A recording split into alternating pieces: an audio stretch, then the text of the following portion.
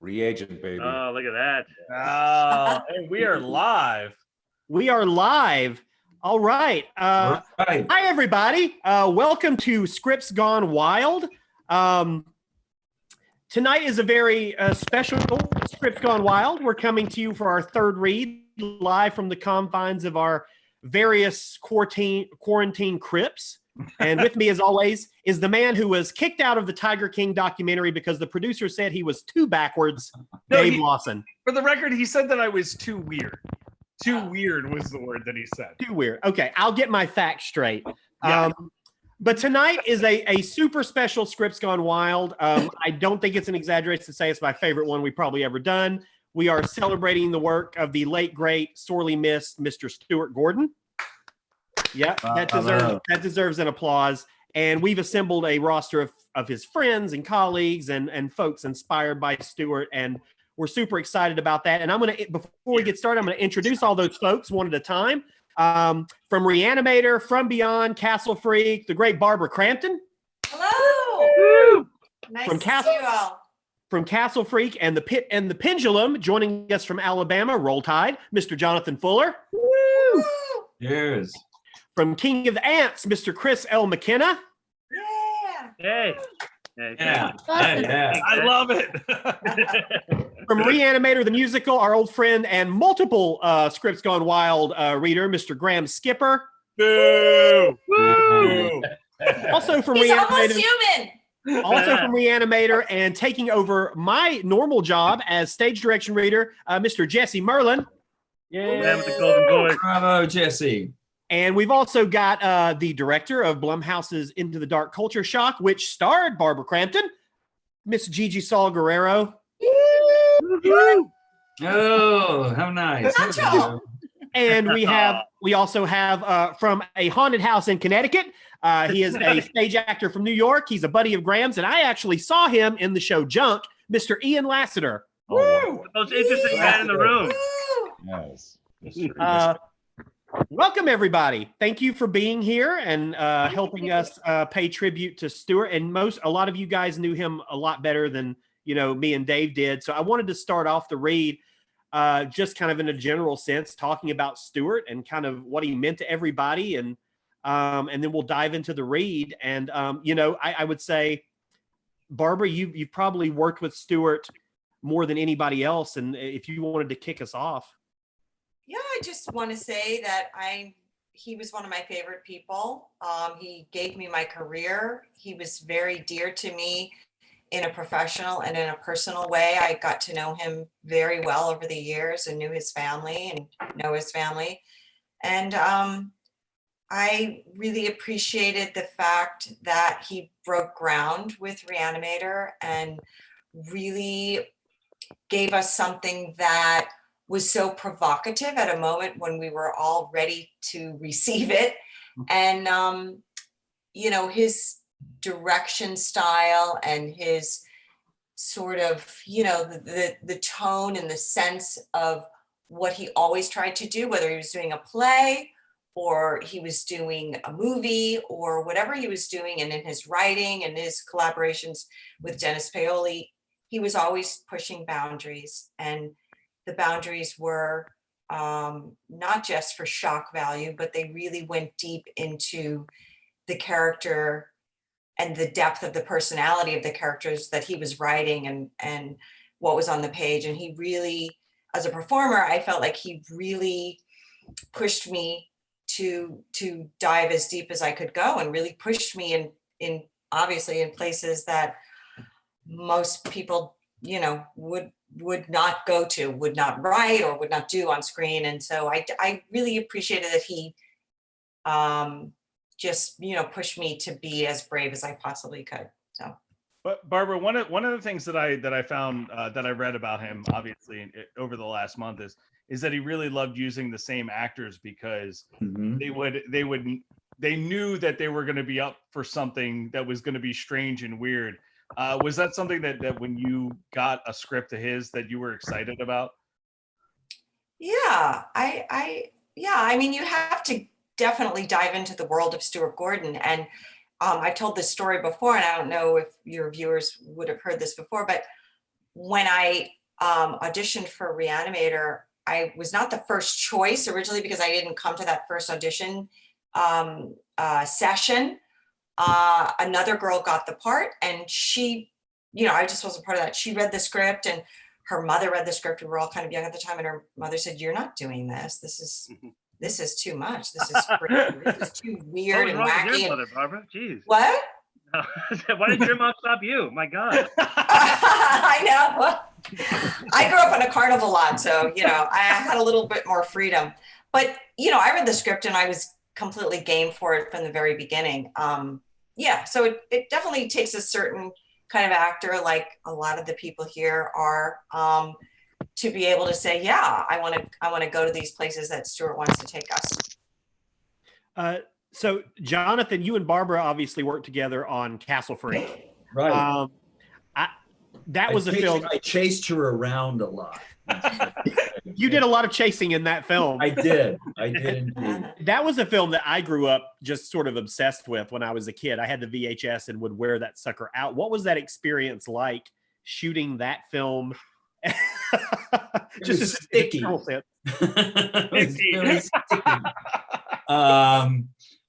The makeup job was something. This is like what Barbara was talking about. Stuart, I had him over for dinner one night, and he did the pitch to me and was saying that, I want to have somebody that's really good physically. And I'll tell you about something that he had me do when I was in his theater company. And that could get some pathos out of this monster. And for me, I grew up watching Lon Chaney Sr. films, some silent films. I had prints of them in 8mm and would watch them and watch. I think I've seen The Hunchback of Notre Dame about 50 times. And I always wanted to play one of those contortionistic, heavily made up roles. And then, after a few years in LA, I realized, well, nobody's going to hire me to play Quasimodo. They're going to get a star to do it. And Stuart, laid this in my lap, and it was like, yeah, man, I'm in. I'm totally in. But he was the kind of director, like Barbara was saying, he would get things out of you that I went to some pretty sick places in that film. And, he had, in Pit and the Pendulum, I was tied up with about 30 rats crawling all over me. Were they real rats? Like real? Oh yeah. I made friends with them. I would go up and feed them peanut butter. They like peanut butter a lot. Amazing.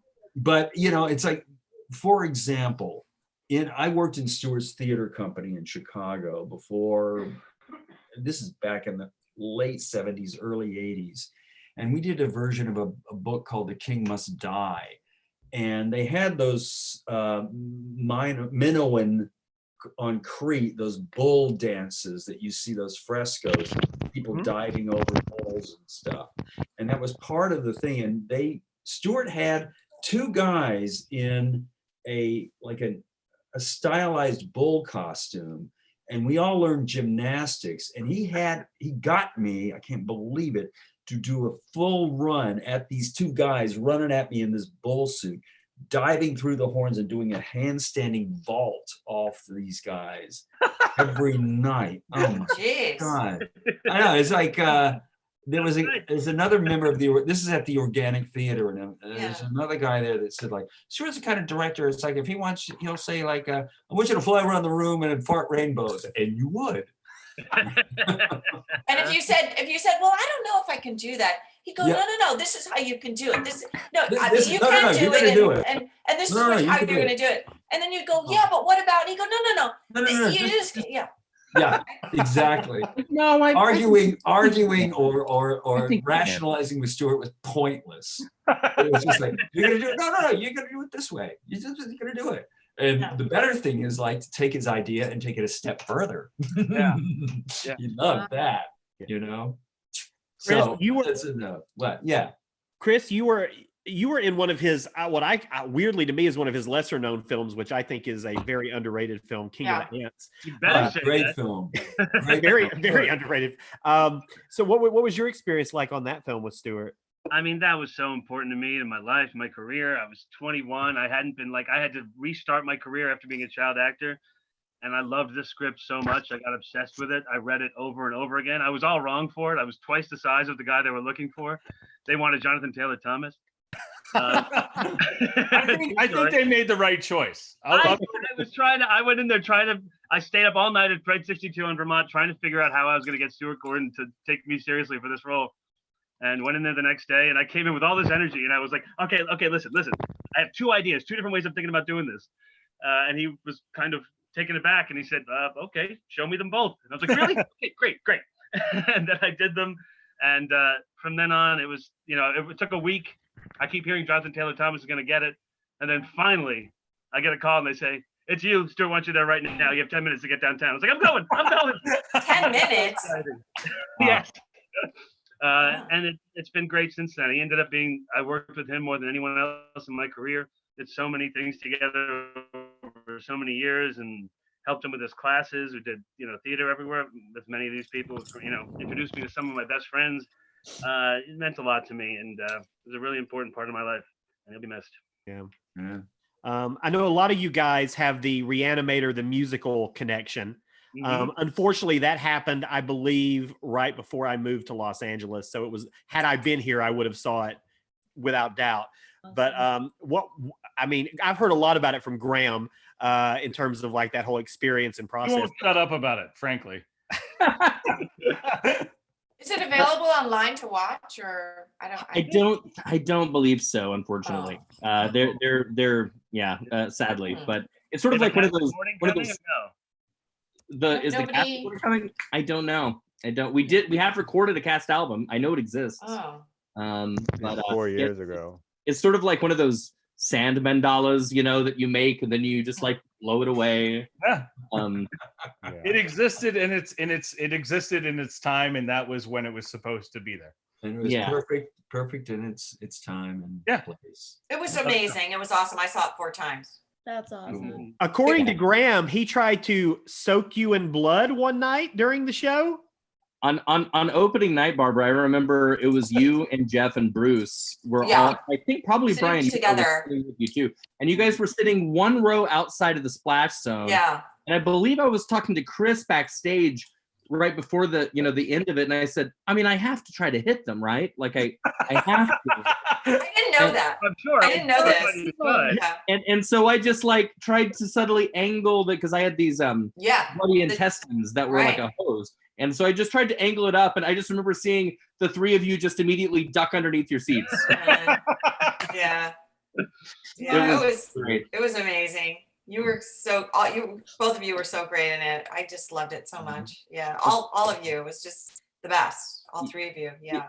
Yeah, it was really, kind of to echo what everybody else has been saying. That yet again, I owe my career to Stuart as well, and the thing about Stuart was that he really took a chance on young actors that, didn't have anything else really on their resume, but that he saw something in, and that he, I knew nobody out here in LA. I was living in New York, and yet he, gifts me with this incredible role, of one of the most iconic horror roles of all time in his stage musical, and it just like was one of those life moments where everything totally shifted and changed. And, he taught me so much about acting and about, like you said, Barbara, about like going the extra mile, and it's funny hearing you talk about like, people, like trying to say, oh, well, maybe we shouldn't do this, or maybe we should do something else. And him just calmly going, no, I think you can do it. No, I think you can, and it's like, Stuart, why do you want me to sing upside down for, 3 verses? Like, I can't sing upside down, and he goes, no, I think you can, Yeah. I'm right. Sure. Yeah. No, you can do that. Yeah. For the record, hold on, Graham, was he right? Could you sing upside down? I sure could. Well, then there you go. Yeah, it really, he was a really remarkable guy, and became a good close friend, and you know, and a mentor to me, and like everybody else here has said, he'll really be missed. And you know, I'm just so glad that we have his films, you know, and that people are recognizing his legacy in the theater, because I know that that was something he cared very deeply Yeah. about. Oh man, You his know, theatrical work was incredible. Yeah. You know, I never really. saw any of their earlier work, but you know, Oh, I saw God. Reanimated the musical. I saw Poe online, and then I saw Taste, which Chris, you were in, which was really disturbing and as usual, but amazing. Yeah. Well, oddly enough, Ate it's my like penis on stage. You act like it's a big deal. Barbara, I did like this, The King Must Die, which was this. Oh wow. God, who wrote that book? Mary Renault, and we did The Adventures of Huckleberry Finn, Right. and which was not like a kids show. It was like a 4.5 hour straight Mark Twain, really dark Mm. American Nicholas Nickleby, and he let me play Huck, and it was like this juvenile delinquent, you know, that That's amazing. had this relationship with Bruce Young, if you guys remember Bruce. You Mhm. know? Yeah. So he was an amazing theatrical director. Yeah. Yeah. Really. I'd just like to echo what Graham said about he was one of those great artists who gives so many people their very first jobs. And, was early on like for me. Barbara, I also like to tell people I'm a really good second choice. I was kind of a last minute after having been passed over for Herbert West. I got up for Dr. Hill in the last days when they needed me to have Oh, the role. There you And I go. showed I up didn't in know age that. makeup. Yeah, I showed up in age makeup and a wig because I was, you know, more youthful faced. And Stuart just had that squinting, sphinx-like manner and comes up and looks at me and says, "How old are you?" And I told him, but fortunately he took a gamble on me and brought so many of us to each other. So many of the people he mentored, the artists, his interns, his assistants, his friends, the people he championed, have gone on to make films together and independently. And like, yeah. you know, Graham and Joe Begos and Jackson Stewart and Right. Barbara. And Yeah, Jesse. and It's I know truly, all those truly guys incredible. now. Yeah, and Jackson, like You're we all became defenders, good friends yeah. with Jackson, and we made a movie with him, and yeah. I will say this, that nobody here was gifted a role. All of you are insanely talented. You all earned it. He may have given you the opportunity to shine, but nobody was gifted a role. You guys are insanely talented. And it's been It's very kind of you. Thank you. Thank you. Not kind. I'm not a kind person. Yeah. All right. Well, I just want to say one more thing about Jesse too, because you know, I didn't know Graham or Jesse before I showed up there for the premiere of Reanimated the musical, and yeah, I didn't know what to expect. And you know, I mean, Jesse just killed me. His voice and his singing voice and his speaking voice, and I mean, everything. You have a background in opera, don't you? Do you have a background? Yeah. Am I making that up? No, it's true. I spent my 20s Yeah. as a full-time opera singer. I don't do it Yeah. that often anymore, but it's one of those superpowers that is a superpower, but it is only very rarely useful for anything. It's like, you know, Well- you're really hoping you're going to get called on in Act 3 to do something heroic, and it's rarely you. But it's thank very you. No, that's very appropriate. kind of you to say. I'm No, so glad it's- you were there. No. And it's he always wanted to appropriate. make that scene weirder. He tried to get, yeah. Well, it's appropriate, you know, because a lot of people talk about Stuart's film work as being film operas in a way, you know, because he's so big, you know, he's just likes the bigness of everything.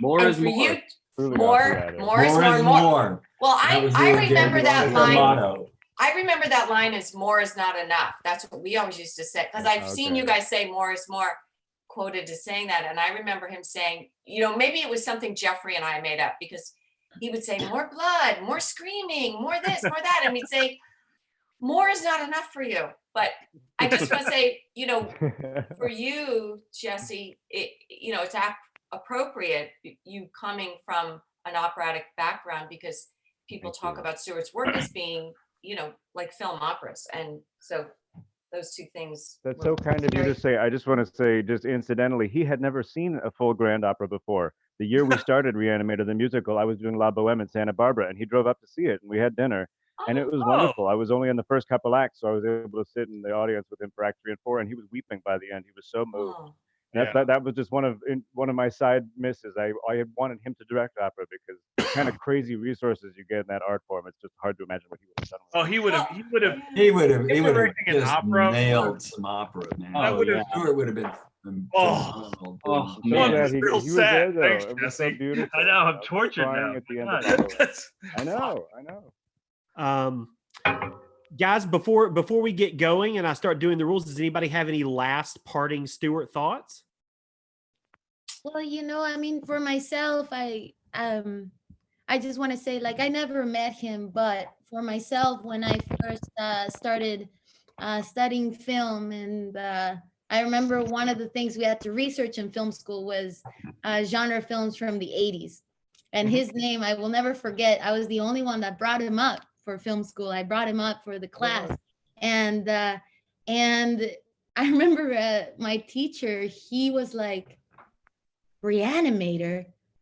I think I've seen that. And he was so like surprised that I did that research. And I didn't quite know what kind of films I wanted to make, but it was really cool to, study his work since when I was much younger in school. And when I came to LA and I lived there all of last year while making Culture Shock, it's really beautiful to see how tight the community is and how he left a legacy and a friendship and inspiration to so many people.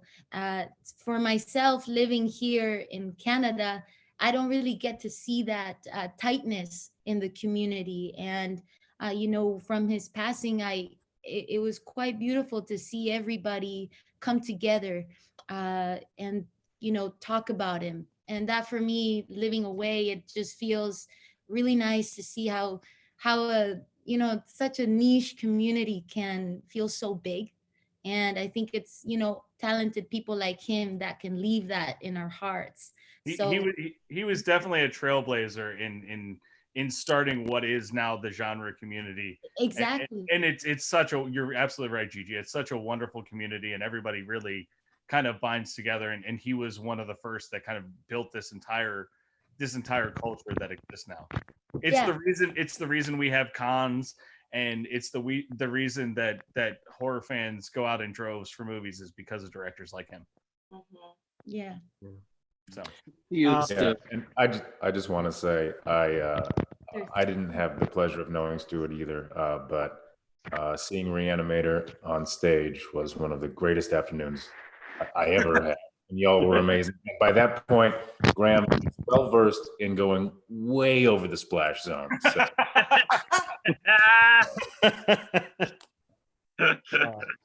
Okay, guys, I'm going to give out the rules to the folks at home who don't know how what you're about to embark in works. This is a script reading / drinking game where readers are penalized for missed cues, flubbed lines, whatever they do that we can construe as a mistake. It's partly mine and Dave's job to call out drink whenever somebody needs to take a drink. We also have something that we call social words that are voted on by our social media audiences. Whenever those words are spoken aloud by one of the readers, everybody takes a drink. Those 2 words for tonight. Yep, that's it. I think I'm going to need a refill already. You might. Those words tonight are going to be resonator. That doesn't come up very often. And that word was suggested by our good friend and fellow alumni, Miss Izzy Lee. And our other word is Crawford. Oh my God. Crawford. What was before Crawford? Resonator. Resonator, right. The only it has to be spoken by a character and not by Jesse. Yeah. So if Jesse says those words, you don't have to drink. But if one of you guys say it, then you have to. I will say this: if Jesse says it and you want to drink, go ahead. Go ahead.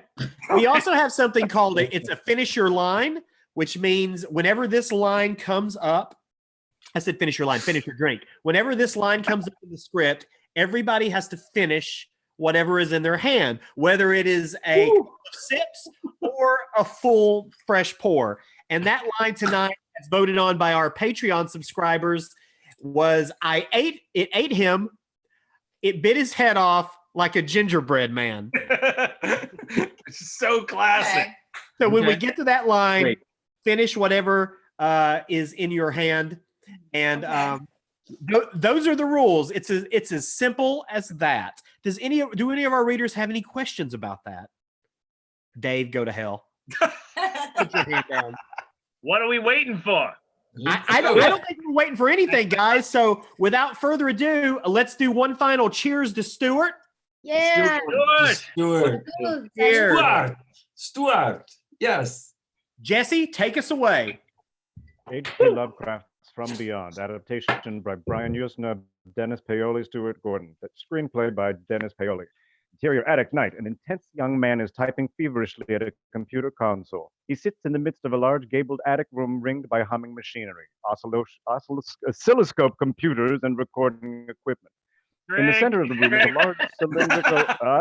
In the center of the room is a large cylindrical prototype crowned by 4 large tuning fork appendages. The young man stops typing, watches the screen. The word ready appears. The young man takes a deep breath and rises from the console and begins walking around the perimeter, checking the readings on the machines and the flipping switches. He then walks to the large cylinder. He reaches toward a switch panel when a woman's shriek cuts through the electronic hum. Crawford Tillinghast, the young man, looks up. He listens. There is a second scream followed by a man's laughter. Crawford throws himself back into his work. He turns on the first of 4 large switches. One of the tuning forks begins to vibrate. It creates a low bass tone which rises slowly in volume. Crawford checks the monitor and gauges. Come on. Come on.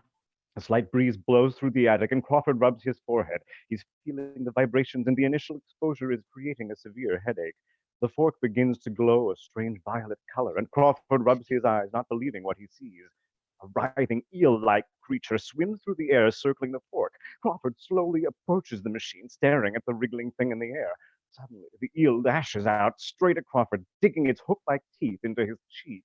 Crawford struggles with the snake-like thing, pulling it off his face, tearing out a small piece of flesh.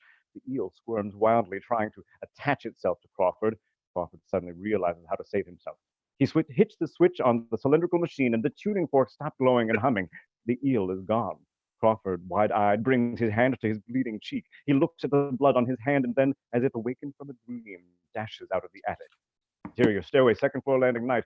Crawford races down a flight of stairs onto a second-floor landing. The house is a rambling old place in the colonial style, ordinary except for bundles of electrical cables which run down the stairs and through the hallways. Crawford approaches a closed door at the end of the hall. A woman's sobbing is coming from inside. Crawford hesitates a moment and then knocks on the door.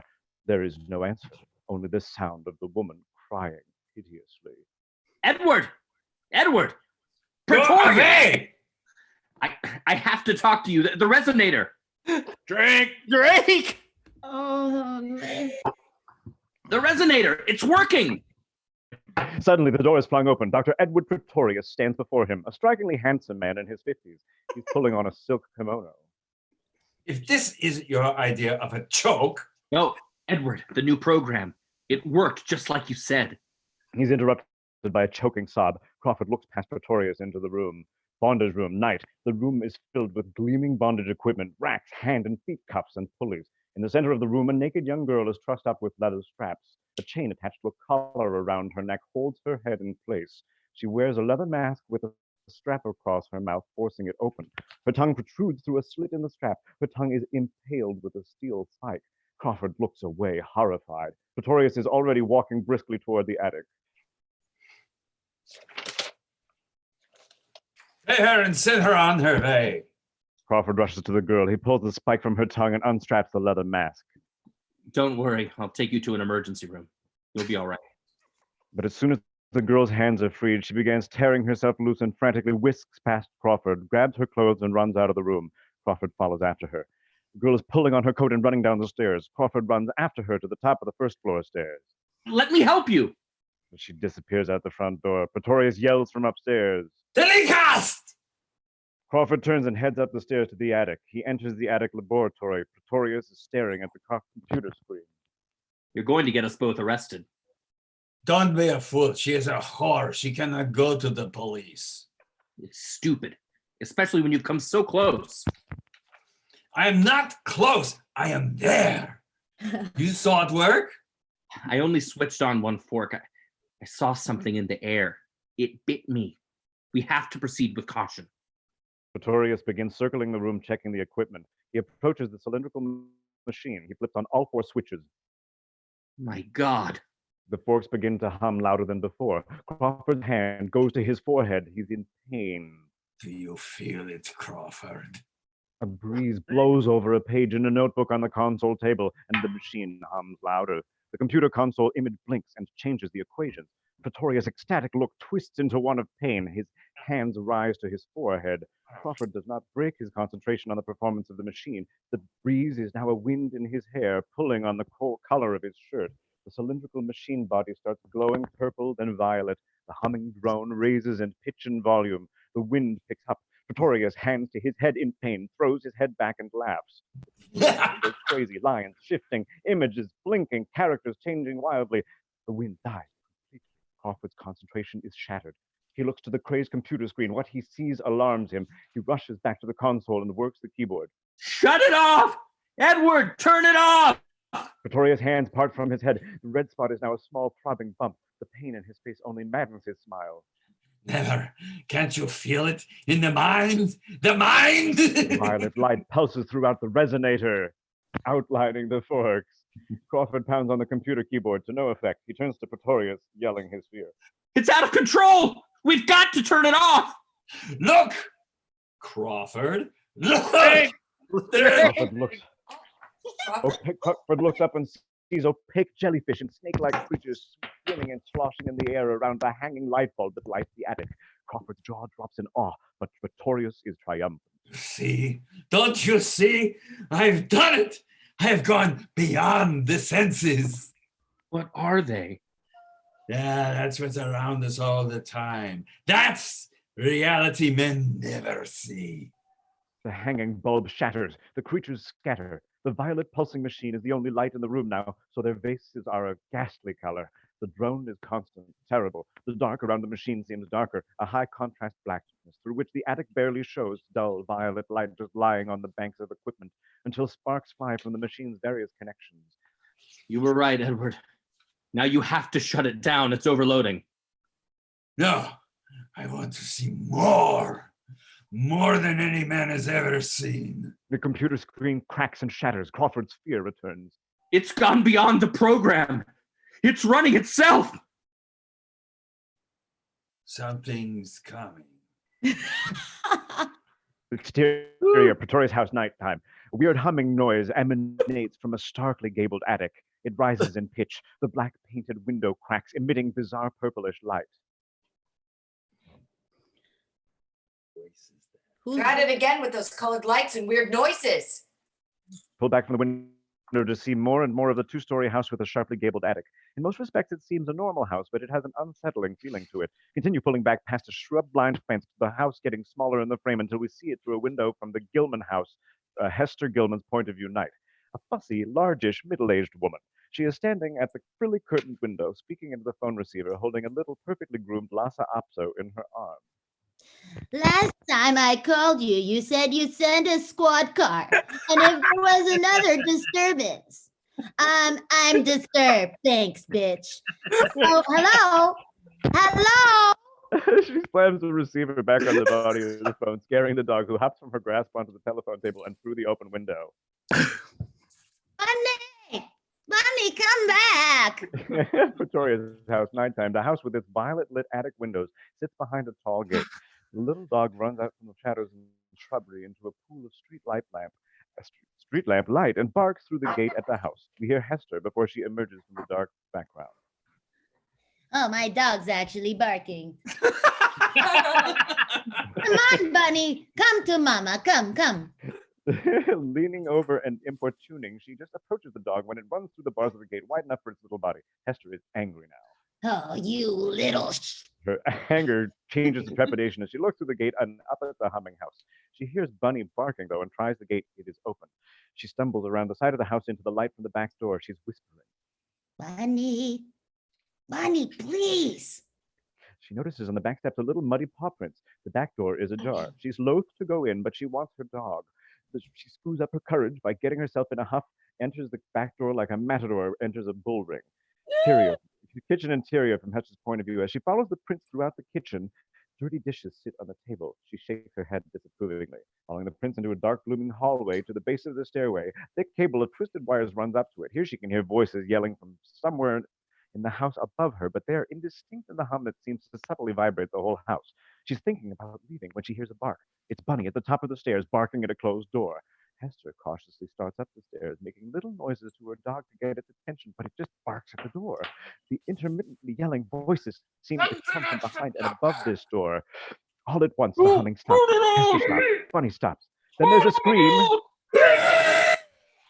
followed by crashing and banging, a metal clanging ruckus. Bunny is barking. Hester decides on action. She hauls her bulk up the last stairs as fast as she can to the landing. At the second floor landing, she makes the landing, leans down, grabs the dog. We can hear the footsteps pounding toward the other side of the closed door. Just as Hester rises with her pet, an axe blade hacks through and splits the door from the far side. Hester screams, drops the dog, and runs back down the stairs. There is another crash, and the door swings open and hits the wall. A long-handled axe stuck in the wood. Out the door races a terrified Crawford Tillinghast. He heads down the stairs full speed. Hester's racing down the steps as fast as she can, screaming, thinking for all the world that she's being chased by an axe murderer. Behind her, Crawford flies down the stairs, an unworldly fear on his face. He runs right past Hester. Crawford tears open the front door. A siren can be heard approaching as Crawford runs through the door hell-bent, followed by the screaming Hester. The siren winds to a stop. Crawford makes the gate at top speed and knocks down a uniformed policeman that steps in his path.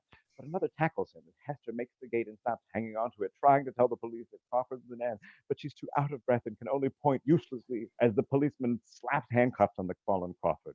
The young man can barely spit out the words. My God! My God! Oh, Bunny! The house is quiet. The camera tracks up the stairs toward the open door of the attic, the axe hanging firmly in it. It passes through the door up a dark stairway to the attic. The only light is from outside, breaking the shadows with patches of window light. In the dark, we hear a dog breathing, sniffling. The camera pans and tracks to one patch of light in which the little Lhasa Apso sniffs at the headless body of Dr. Edward Pretorius, covered with slime.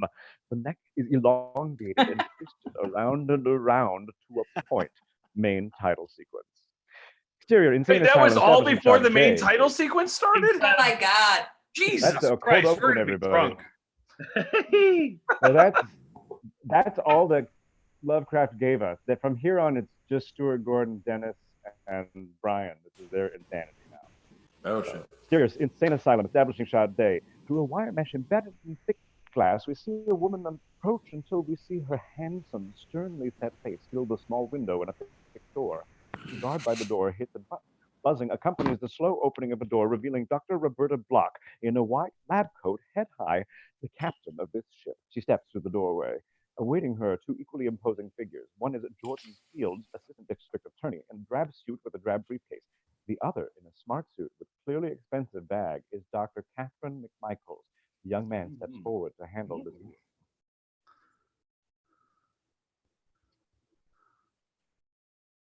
Who's Field? Dr. Block. Drink, Ian. Okay, that's a drink. The video froze just at that moment. God damn it. Sure. Don't blame Zoom. Dr. Block, I'm Jordan Fields from the DA's office. This is Dr. Catherine McMichaels. They shake hands. I've read some of your work. It's really impressive. So is this facility. Though, if you read my work, you know I'm not in favor of locking away schizophrenics. I know. You're in favor of using them in experiments like lab animals. Fields We've tries asked to step in Dr. again and reduce McMichaels. friction by redefining their roles.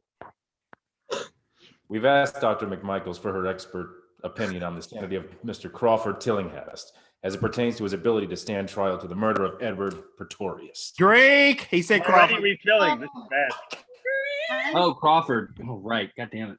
I need a refill. He's not requesting, but ordering her admittance. Block, chagrined, steps aside as Catherine enters the asylum interior. The hall is empty, filled only with tortured, agonized voices. Do I hear any? Low and high, soft and loud. Catherine and come on, go for it, people. Catherine and Dr. Block walk past doors on either side. That's better. Through small barred windows at the door. Oh, I remember that place. Catherine can see the patients inside the bright padded cell. A door rattles as a twisted, infuriated face growls out of little windows.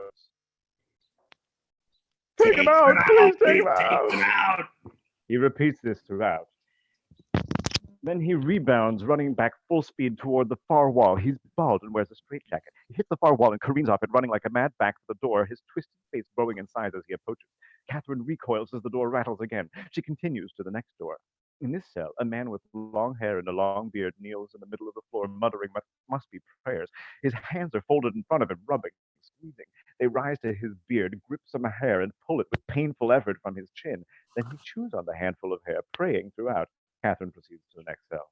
It is a naked man, faces away from her, sobbing heavily and loudly. She sees that he is masturbating. She hears the guide's voice. He's here, doctor. Block is standing at the next door. Crawford Tillinghast sits on a bench. He does not look up when Dr. Block speaks to him. Catherine by her side. Crawford! Oh.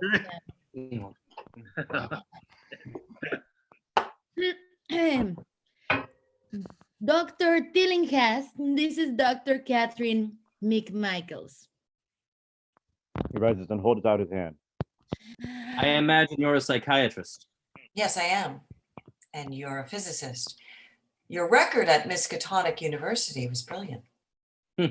I had quite a future. You were working with Edward Pretorius. I was assisting Dr. Pretorius with his experiments. What were the purpose of these experiments? To stimulate the pineal gland with resonant vibrations. Pineal? Pineal? That's a drinking thing? Pineal? No, I was correcting. Oh, what did you say, Graham? What I said. It's Pineal. Pineal. Dave Lawson, you drink right now. You were wrong. He said it fine. Yeah. Everybody drink. Okay, anyway, the pineal gland, why? Dr. Pretorius believed the pineal was a dormant sense organ, a sixth sense. That's not a new theory. The philosopher Descartes believed it was the third eye. It's not a theory. It's fact. Dr. Black's hand reaches to the door and rests on the handle, but does not open it. Then your experiments worked. They proved the theory.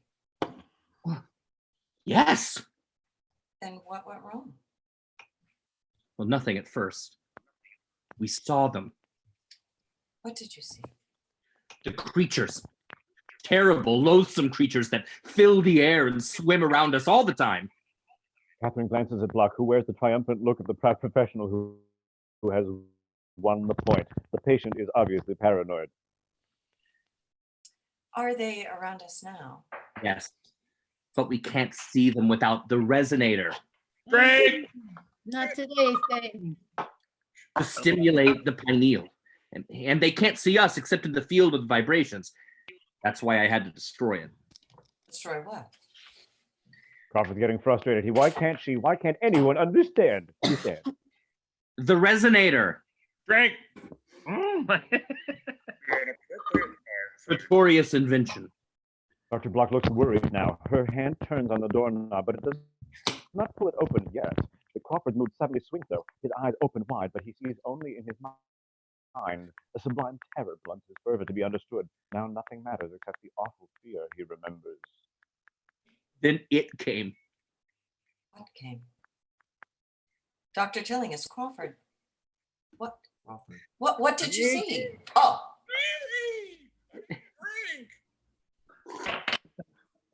Get ready, everybody.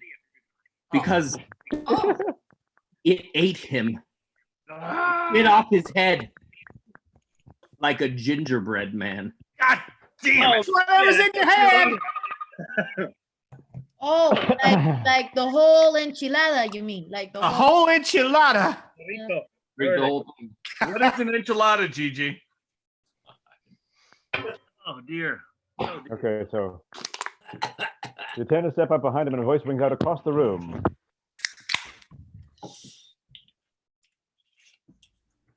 Oh. Lock. Dr. Block.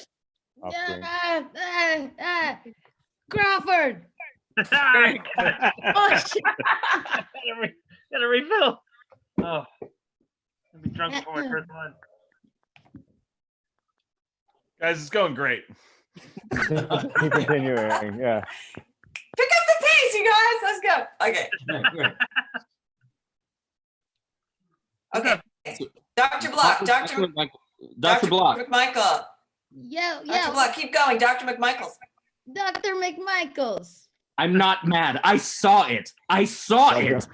Grabs Catherine's arm and quickly ushers her out the door before she can respond. He escorts Catherine back down the corridor.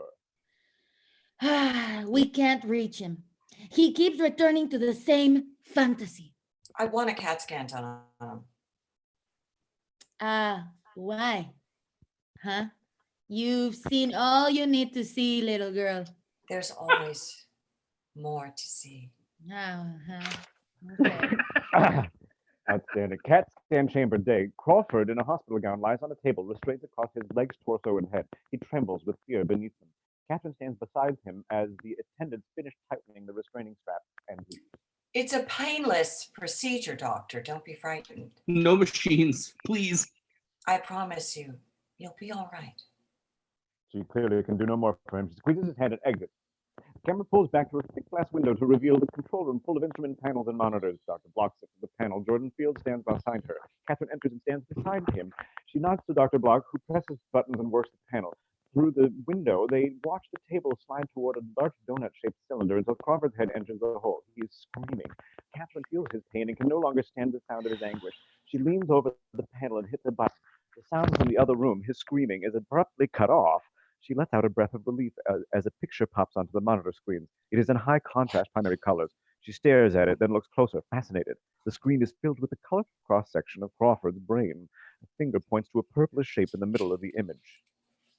There. See? The pineal gland is oversized and extending through the optic thalami. Catherine Fields and Dr. Block stare at the monitor, studying the picture of Crawford's CAT scan.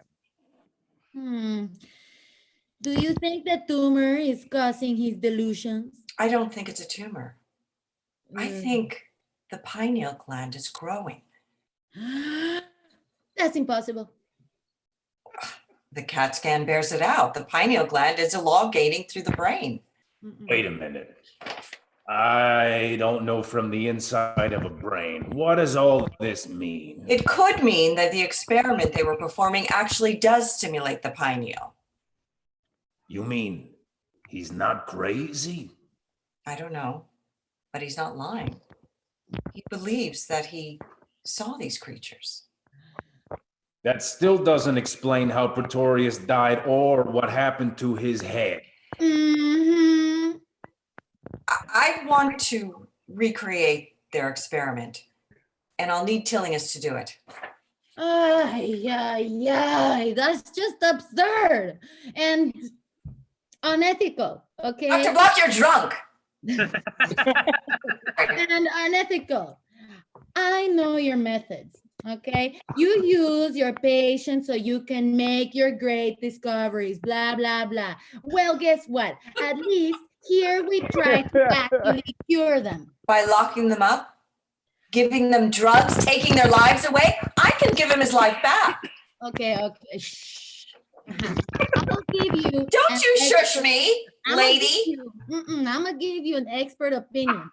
Crawford Tillinghast is a classic. You're no expert. Classic paranoid schizophrenic and a dangerous one. Listen, lady, if I can recreate the experiment, I can find out what happened to Pretorius, and you will be out of a job.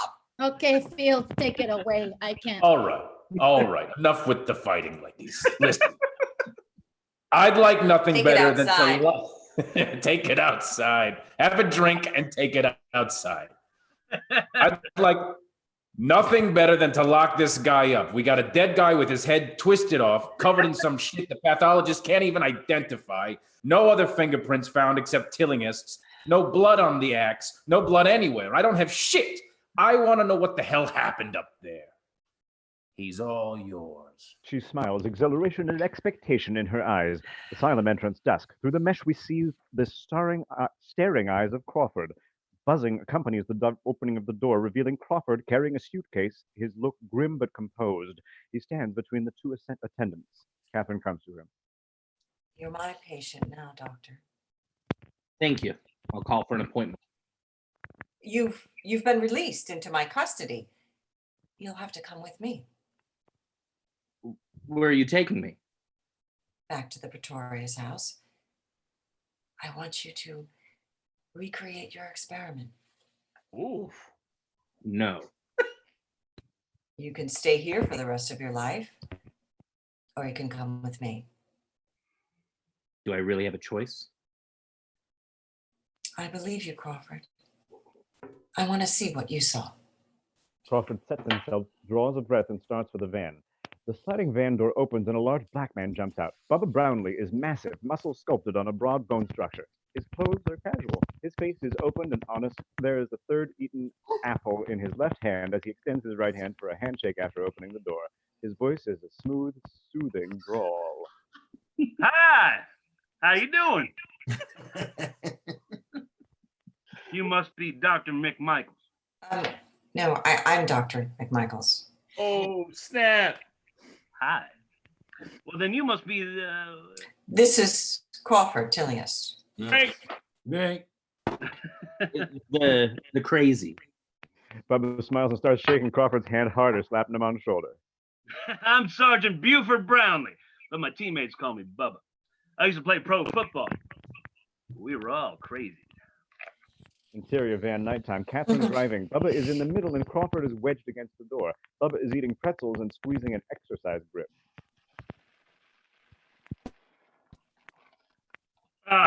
You ever see me on TV? I used to be left outside linebacker for the Memphis Showboat. No, I'm afraid not. Don't watch the USFL, huh? I don't watch television. You want some? Crawford carefully takes a pretzel and gingerly takes a bite. Bubba smiles broadly. Catherine watches. Crawford chews the bite of pretzel and looks down at the door handle. His right hand rests on his leg, right next to the handle. The lock button by the window at his shoulder stands tall, obviously open. He looks over at Bubba and Catherine. They seem to be watching the road. Bubba keeps up the conversation while effortlessly squeezing the grip. I broke this arm 8 times. It still hurts. I can hardly lift 400 pounds anymore. Crawford's fingers edge towards the handle. Catherine watches intently in the mirror. Of course, I got me a new line of work now. Crawford grabs the handle and stares at it. Catherine keeps her eyes on the mirror. Hitting criminals a hell of a lot easier than hitting Herschel Walker. Crawford's fingers slip off the door handle back onto his leg. Catherine sees and relaxes, looks back to the road. Bubba eats a pretzel whole. Exterior Pretorius house, nighttime. Twilight lights the sky behind Pretorius house. It stands stark at the end of a cul-de-sac, surrounded by a high metal barred fence with tall gates. The van pulls up in front of the gate. Last up, everybody out.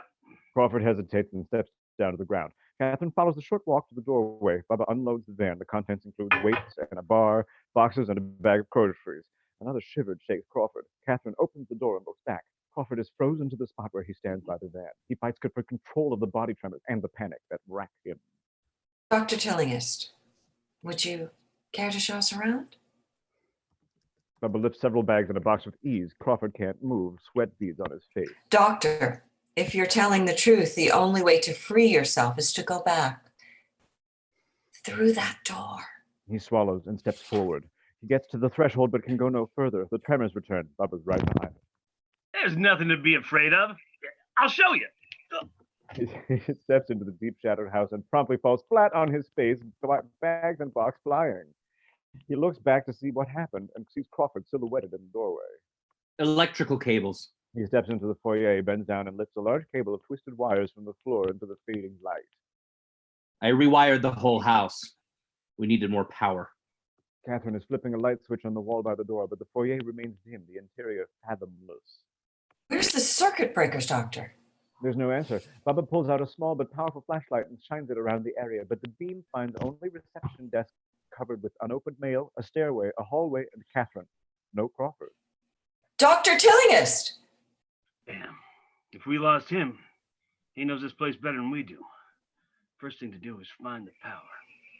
He finds a cable with the flashlight beam. They follow it down the hall. In the dark, the door to the attic stairway stands open as it did when Crawford fled the house, the axe blade buried in it, the handle hanging down. Crawford's hand grasps the handle, wrenches the axe from the drawer. Memories, dark and awful, flood his mind. He disappears into the darkness. The beam follows the cable down a couple of stairs, along a few feet of floor, up to a circuit breaker box on the wall. A black hand opens the door on the box and throws the switch. Light comes through a doorway above them, atop a dark basement stairway. The cable runs up the stairway. This cable must lead to the resonator. Oh, First, we Yes. must mental patient. Chin. He heads back up the stairs. Catherine follows. Catherine and Bubba enter a dark room of book-lined shelves, heavy wooden furniture, and reading lamps. Bubba checks the furniture. A large tome lies on the desk. Catherine walks over to it and pulls a small chair on a green-stained desk lamp, turning it on. Light falls on the cover of the tome. It is leather-bound in a light color, ornately trimmed. Okay, it's all clear down here. I'm gonna go check upstairs. He leaves. Catherine opens the book. It is filled with old prints of sadomasochistic eroticism. She closes the book, turning over the back cover, ready to leave. It is clear that the seams form two sewn eye holes, two sewn nostrils, and a long seam that once was lips, a human face. She recoils. From upstairs, she hears horrible screaming. She rushes to the door and hurries up the stairs. She reaches the landing. To the right, the screams come from an open door. She runs through it.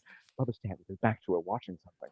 Around him, the room is furnished in designer bondage devices, whip wraps, rubber suits, trapeze, the works, an altar to perverse sensuality. He returns to address her. This guy was sure into some weird shit. I don't know about that. He stands aside to reveal a large video monitor above sophisticated video equipment. On the screen, a voluptuous woman hangs chained from a hook in the wall, being whipped by a man wearing leather from Fredericks. She screams in pain. Catherine takes a closer look at the man. That's him. Dr. Edward Pretorius. She punches the off button on the VCR. The image goes black. I don't care about his private life. Let's look in the attic. Bubba leads the way up the rickety, squeaky stairs, following the thick, twisted cable. He takes the steps heavily. Catherine is right behind him, sweating, clutching the axe. Crawford in the attic. Bubba pushes to open the trap door to the attic. They enter. In the dim light from the windows in the trap door, all they can see is that the room is full of machinery. Bubba looks for a light source. Catherine walks toward the vertically cylindrical piece of machinery in the middle of the room. She touches it and speaks under her breath. Resonator. Drake! Bubba finds a hanging shaded light bulb. He pulls the chain. The bulb goes bright just in time to show Crawford screaming, running at Catherine, the axe held high over his head. Catherine screams. Crawford swings the axe to a complete frozen stop over the sphere that sits atop the vertical cylinder. The blade was clearly not aimed at Catherine, but above and to the side of her. Bubba grabs him and has him in a chokehold. He grabs the axe with his other hand. Is that how you hacked up Pretorius? Crawford points to the sphere, his voice racked by Bubba's hold. That's where I hit it. I knocked a fork off.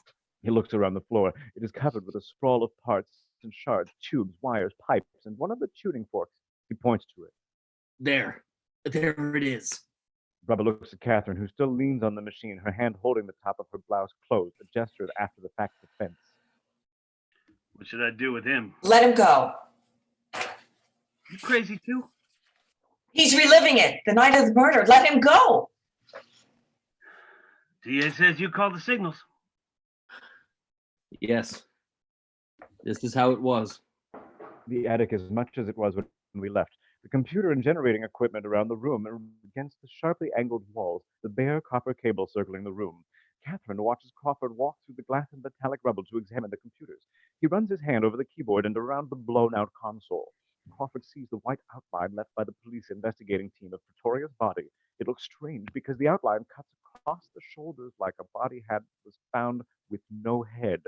He steps up to it and stands over it. Right behind Dave Lawson. There you go. There? This is where it ate him. Wait a minute. What ate who? But we can start in the morning, Crawford. I've started. Do you mind if I ask questions while you work?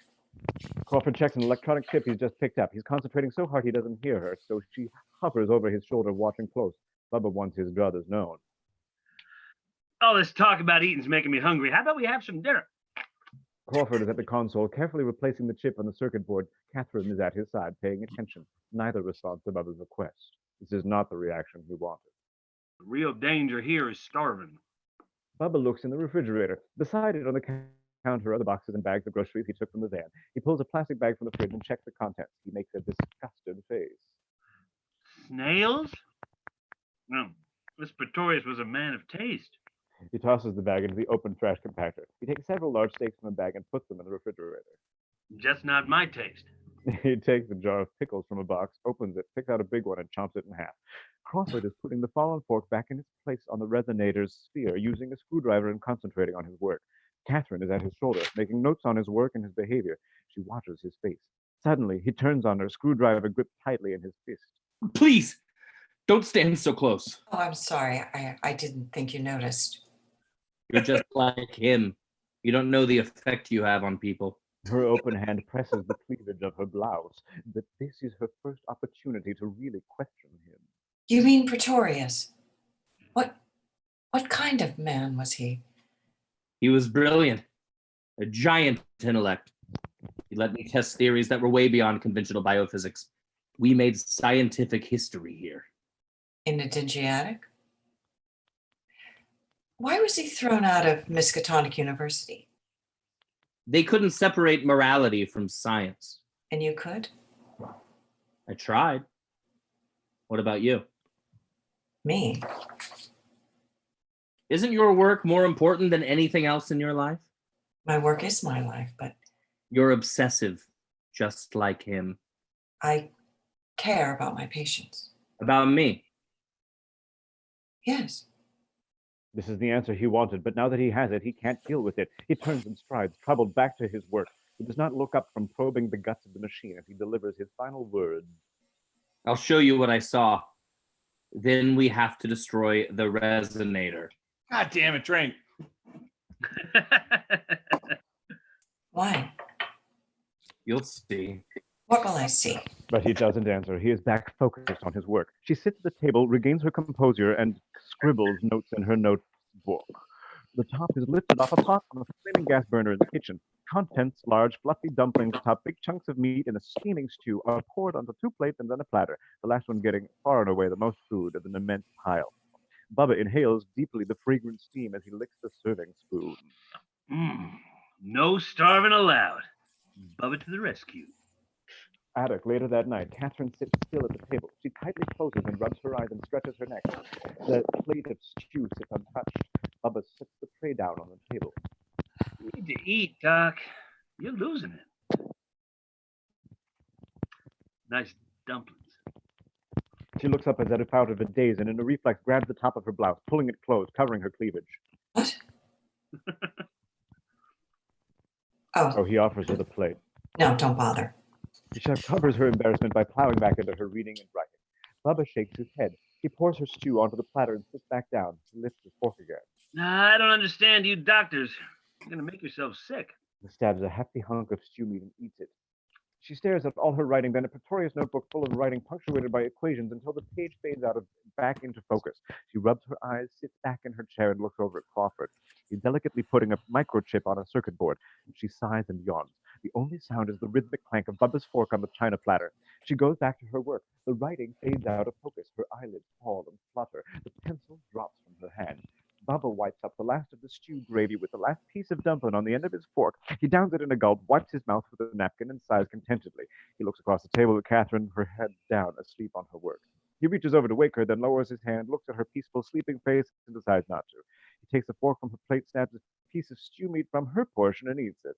He looks over at Crawford, who's installing the circuit board in the guts of the resonator beneath the open switch plate. He's intent as ever. They continue having their lovely kitchen scene as I skip down the page. Pretty, ain't she? Kitchen, dining room scenes. Okay, so What do you want? Crawford finishes screwing the switch plate back onto the body of the resonator. He sighs. Another step in the process finished. He looks over to see Bubba leaning, looking out the window. Then he looks over and sees Catherine lying across the open night notebooks. He turns towards her, the screwdriver gripped tightly in his fist. He approaches, but she does not stir. He lifts the screwdriver in front of his chest and grips the metal shaft with his other hand. He never takes his eyes off her, even as Bubba's face looms over his shoulder, eyes riveted on the homicide suspect. He speaks softly. Pretty, ain't she? She's beautiful. How's it going? You need some help? He used to bring beautiful women here, eat fine meals, drink fine wine, listen to music. But it always ended in screaming. I'd lie there and listen to them screaming.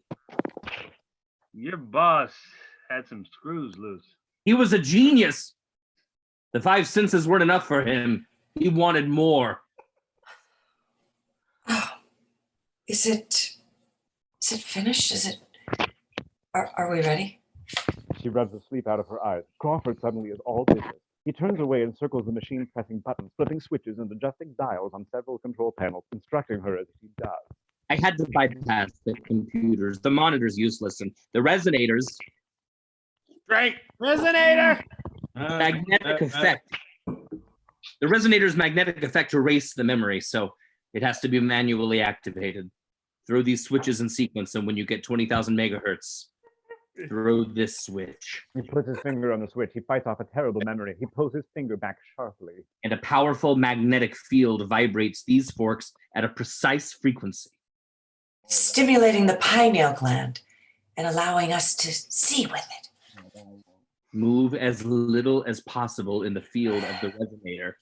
Why? Great. As I said, why? You said why? Answer her. Disturb the field and Graham. it will see you. What is this it anyway? Pray you don't see for yourself. I'll stay at the switch. If it appears, I'm shutting down. You sure we're ready for this? Catherine looks excitedly at Bubba and nods. Catherine follows Crawford to the resonator and stands at his side. She is awake now, primed for the event. Crawford looks at the resonator. He hits the switches in sequence. The needle swings to 20. His hand rises to the last switch, his finger extending. And Remember, stay still. He throws the switch. There is a low sound of machinery starting up. Violet sparks appear at the point where Crawford connected the tuning fork.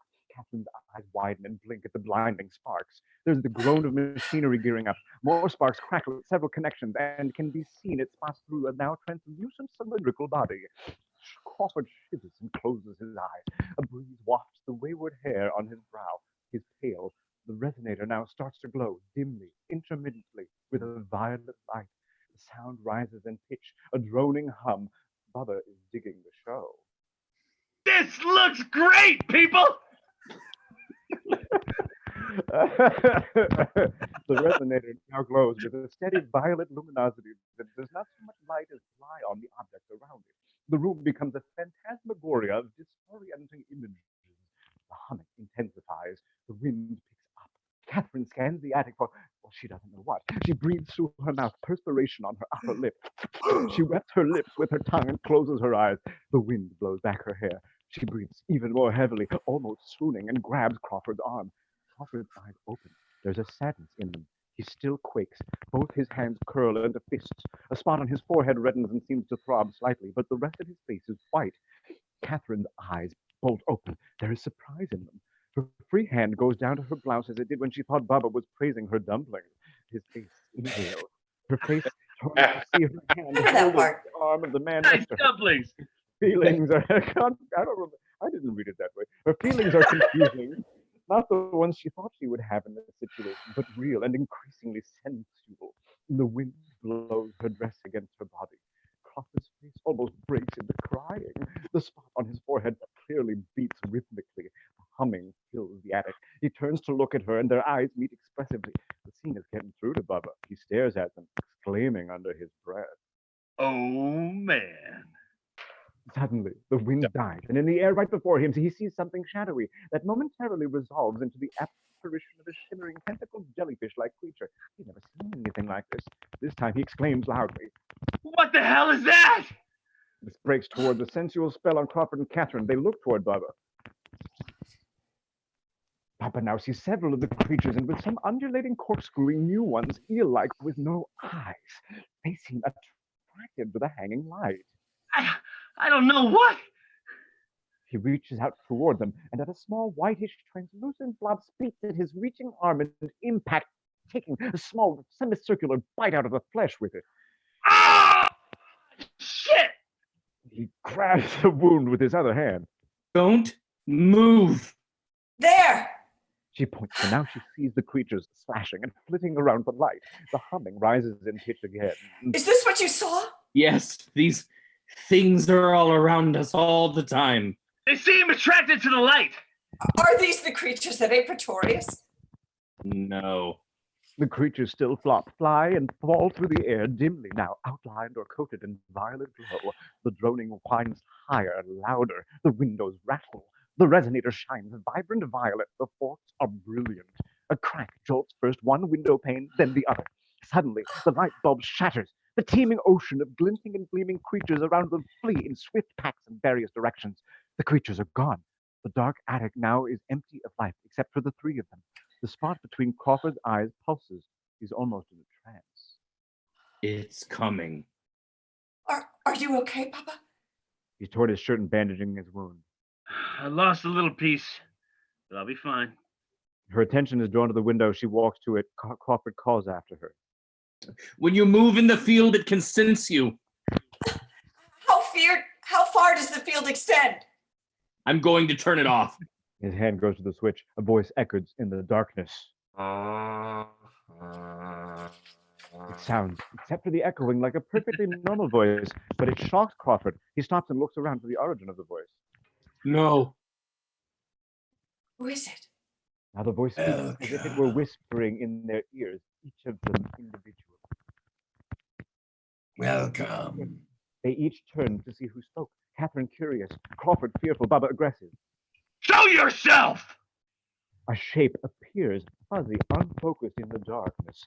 The voice now comes from it. Welcome home, Crawford.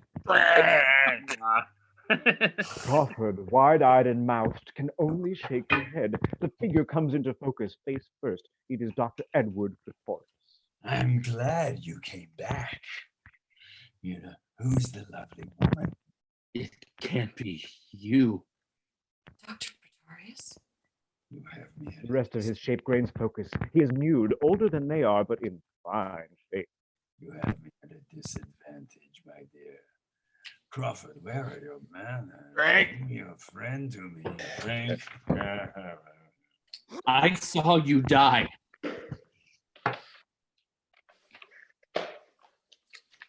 I saw you die. No, not die, just pass. Yeah. It was horrible. A necessary rite of passage. Quite wonderful, in fact. Where have you been Drink. hiding? Someone's drinking. Technical difficulties. Right. No, there's no technical difficulties. Move toward me, my dear. I want to see you. She steps toward him, but Crawford moves between them. How? Did I survive? I am the master here. Is it really you, Edward? Touch you. Touch me. Whoa. Screw that one up. Drink. This is me. Touch me if it pleases you, if it helps you understand. Crawford moves step by step toward him, to him. Pretorius smiles, a canny, knowing smile. All is quiet except for the hum. Crawford's hand reaches out to his arm, into his arm. His fingers press into the flesh as if it were soft clay. Crawford pulls his hand back, leaving deep indentations where the fingers were. Pretorius smiles, opens in hollow laughter.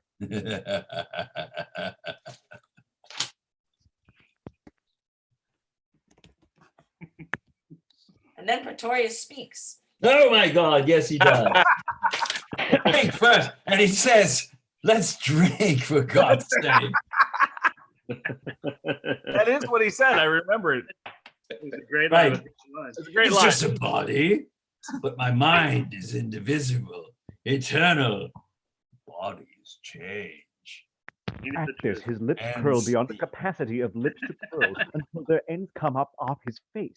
His teeth are bared like a skull's. The muscles of his face break into writhing strips around his features, like tentacles twisting atop a skull, until they writhe out and twist away from the bone and whip and wriggle around it, until the skull cracks and splits apart. The brain exudes and opens itself, revealing a small pine cone shaped mass in the middle, through which shoots a stream of lightish, whitish, gelatinous tissue that builds immediately into a twisting, tentacled mass, spots of brightness shining through its transparent skin. Bubba pulls his gun from the holster behind his hip and opens fire. The bullets have no effect.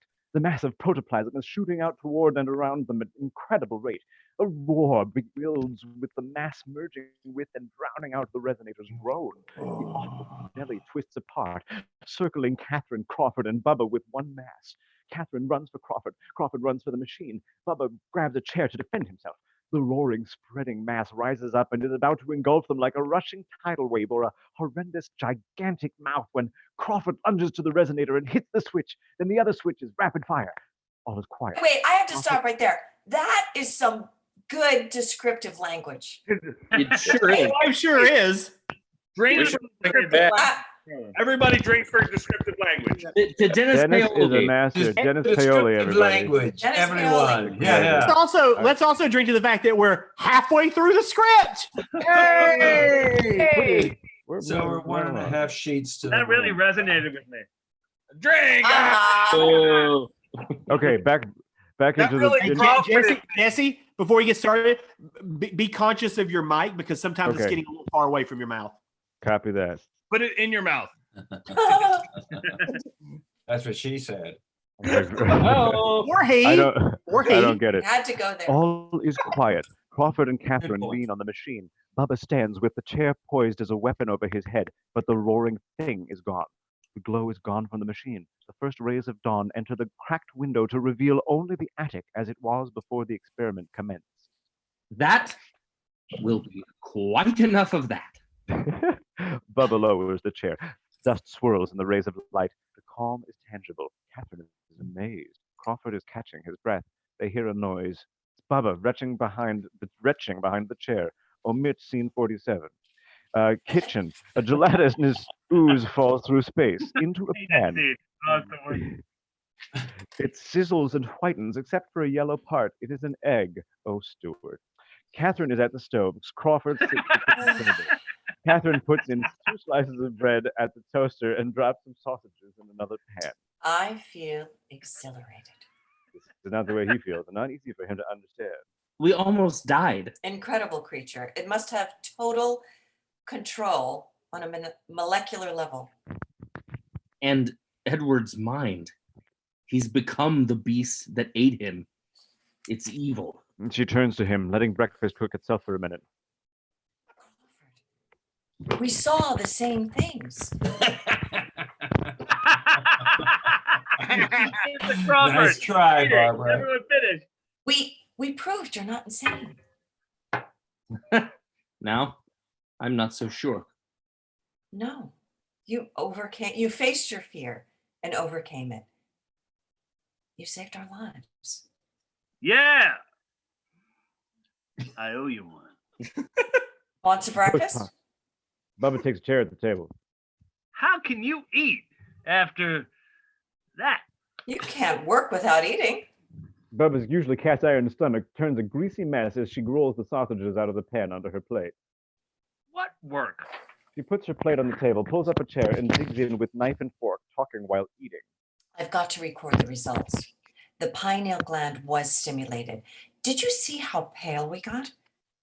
The stimulated pineal gland secretes melatonin, which blanches the skin. You couldn't have made you couldn't have been Drink. I knew it. I knew it. Just Oh, want to say, I just want to say really that good. last speech that I just said must have been cut from the final cut of the film because I don't remember saying that in the movie. Yeah. Mhm. I just learned that Barbara Crampton works drunk. She doesn't. this line I have some stories for you. It was the 80s after all. Okay, anyway, moving along. Okay, Bubba's line. Couldn't have been fear made you There was white. some white powder involved with it. Ah, God, too. moving on. Too soon. Again, too soon. Never too Couldn't soon. have been fear made you white, huh? And what about that headache it gave me? Oh, here we go. Expansion of the pineal. I'll have to do a study of the CAT scans of schizophrenics. If there's a statistical correlation between schizophrenia and the enlarged pineal, they may be seeing or feeling what we saw. Their minds might be influenced by those creatures. And what about the hard on I had? My enlarged pineal. Is there a statistical correlation for that too? Perhaps pineal stimulation causes an accompanying sexual stimulation. There's so much to learn. Well, I'm drinking. We learned what we came for. He ain't crazy, and that it ate Pretorius's head. They're gonna think we're crazy, but that's their problem. We just have to try the experiment again. Wait. Did you say we? Catherine, you can't.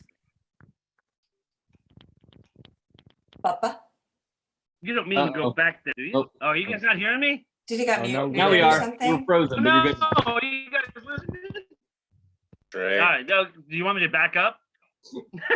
No, Always. just keep going. Always. You Okay, always okay. run an experiment twice to check the results. Crawford takes a seat at the table and leans toward her, serious and sincere to the core of his being. I saw it get to him. Catherine ruined him. The need for more. See more, do more, feel more. More is never enough. It made him mad. Pretorius, I'd like to know more about him. The resonator is a work of genius. Right? The same nightmare. Didn't we all just almost get eaten by it? Oh, All it Bubba. takes is a hand on the switch. If it appears, you make it disappear. I don't want to turn white and I don't want to die. You are And one. go, both of you. No, Too soon. I won't let you. No, I won't let you. I'm the law here. You turn on that machine and it's reckless endangerment. We all need some sleep. Get some rest and then think about it. Yeah, we'll get some rest and then we're going. You're right. I mean, I know you're right, both of you. I'm just so excited. This is the greatest discovery since Van Leeuwenhoek first looked through a microscope and saw an amoeba.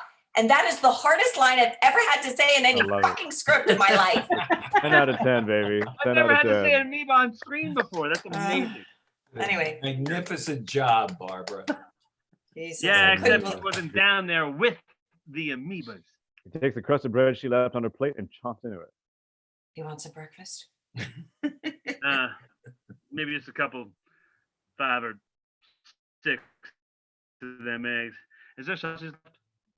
Interior bondage room. Bubba strapped upside down to the bondage board. His eyes are closed, his face twisted in pain as he does sit-ups with weights in his outstretched hand. Bare-chested, he is a fine specimen physically in his just his shorts. He unstraps his ankles and lowers himself to his makeshift bed and looks over at Crawford lying in the room's only bed.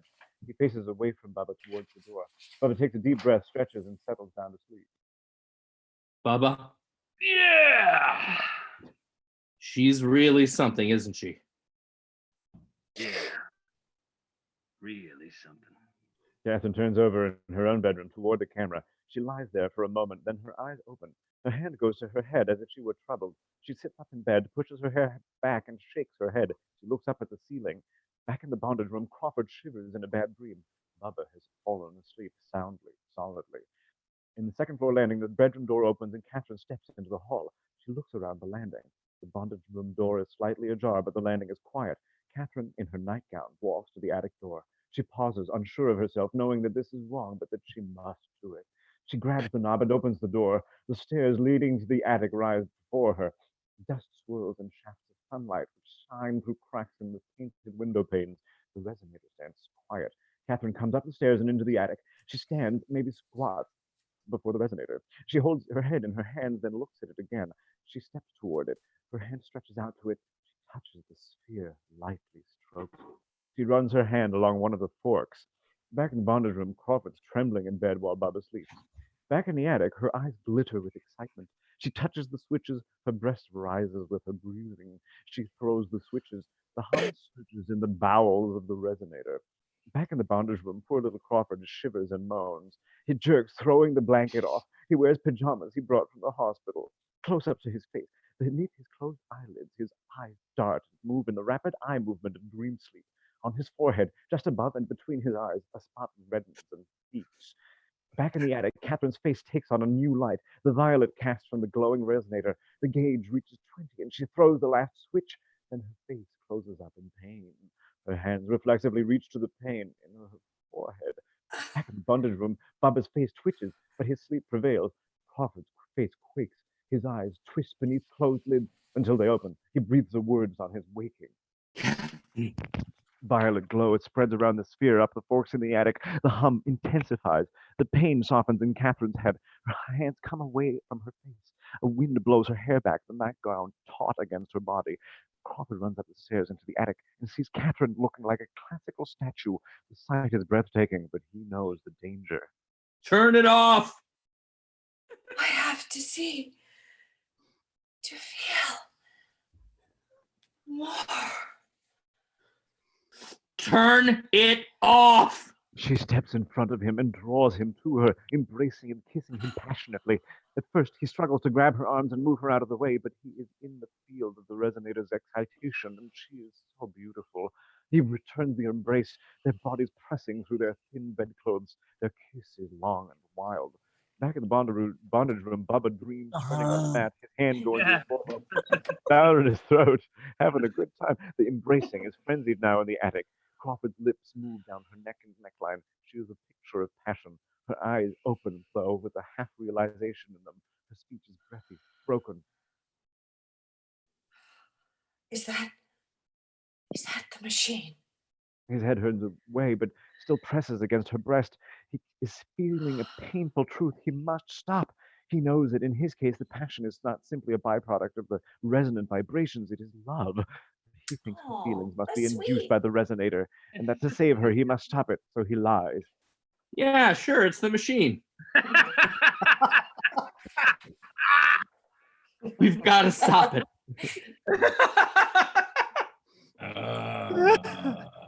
Don't stop.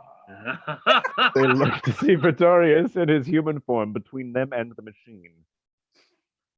I'm impressed, Crawford. Do Frank. you see now what? Oh, Crawford, right? Yes, imbibe, everyone. Thank you. Imbibe indeed. Do you see now what I was creating? The key of a new realm of sensation. They're frightened, but keeping their wits, looking around the attic for options. Edward, what have you become? Myself. Catherine leans towards him. The switch, I'll distract him. Pretorius reaches for her, his arm lengthening beyond human capacity. He grabs her Yes. arm and pulls it to her. I do find you distracting. Crawford tries to bolt for the machine, but Pretorius has Catherine in his grasp, his other arm going for her throat. Don't, Crawford. Crawford stops for fear Pretorius will slap her neck like a candy stick. Hold on, just a second. Gingerbread man. Whatever you are, you're still Edward Pretorius. You're still human. I am more than human. Join me forever. His hand lowers from her neck to her breast. He puts his lips to her ears. Everyone must join me. Crawford, desperate, looks for a way to help. Then he looks at Catherine, fear and helplessness in her eyes, sorrow in his, but he has decided. He turns on and runs down the attic steps, Pretorius laughing.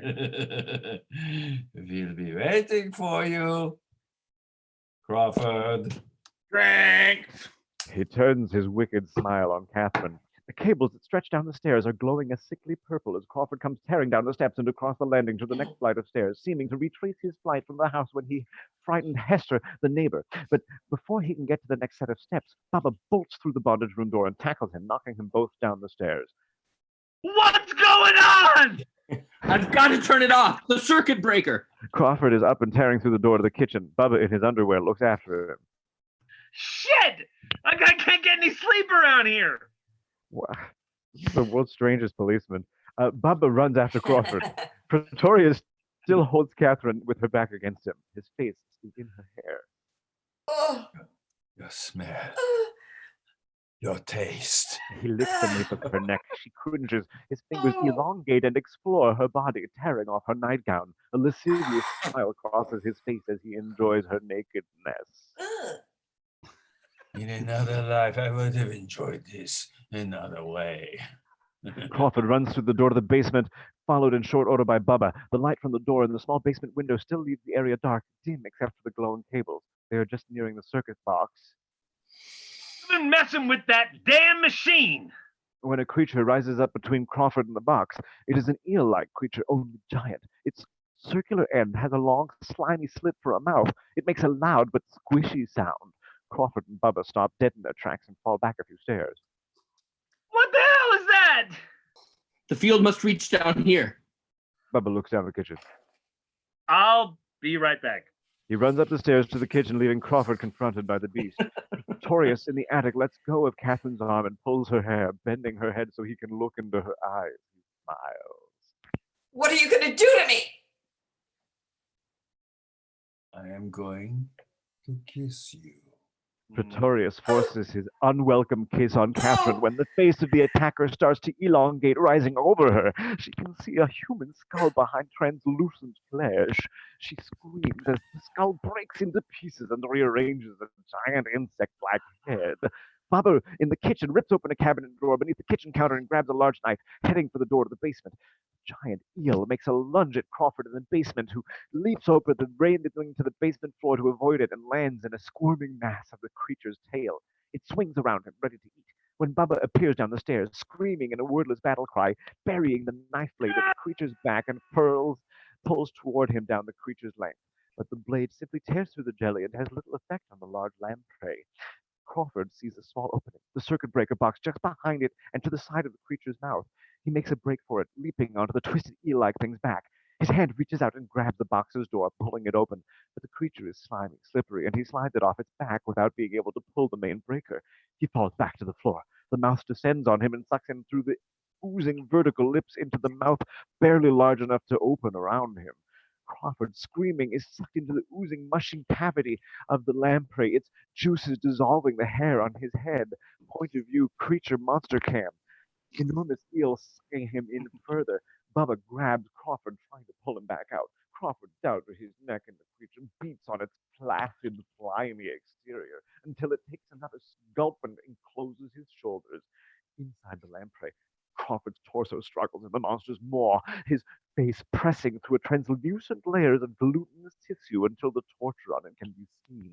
Suction cups within the mouth suck his clothes and body and hair away. He is being pulled towards several rows of giant teeth in the creature's craw. Crawford can see them and reaches through the thick ooze with both hands, pushing against the approaching teeth. The insect head lowers its gelatinous mandibles in the attic around Catherine's head. The rest of its body has become a grasping, gripping jelly. Bubba tugs for all he's worth at the basement at Crawford's legs, but the beast takes yet another gulp of Crawford to almost his waist, pulling him from Boston's grasp. The giant lamprey lifts Crawford away from the stairs, swinging him through the air, his legs kicking wildly. Crawford's face is sucked through the clear jelly of the creature's interior toward the large teeth. The sloshing jaws close on Catherine's head and begin twisting it in the attic. Back in the basement, Bubba sees Crawford's legs flailing out of the giant lamprey's mouth. The creature is between Bubba and the circuit breakers. At his feet, though, he sees the cable. He grabs it and pulls until it tears, sparking from the box. The drone dies in the attic. The glow on the machine and its cables fade. The jaws over Catherine's head and the rest of the awful gelatinous beast disappears. Back in the basement, the giant lamprey disappears, and Crawford tumbles to the floor. He's a ghastly sight, nude and hairless to the waist, without even any eyelashes. He shakes and grunts against pain as Bubba kneels beside him. In the attic, Catherine sees the monster is gone, rushes to the resonator and throws the switch off. In a fit of irrational anger and fear, connecting cables from the machine. Back in the basement, Bubba lifts Crawford's body in his arms. Crawford groans. Crawford lies on the bed of the bondage room, still shaking a little, but much more in control. Catherine, in a robe, sits on the top of the edge of the bed next to him, gently running salve on his chest. Even her light touch is painful, yet pleasant. The burns aren't that bad. Your ribs, though. He grimaces and shivers in pain. She pulls her hand away.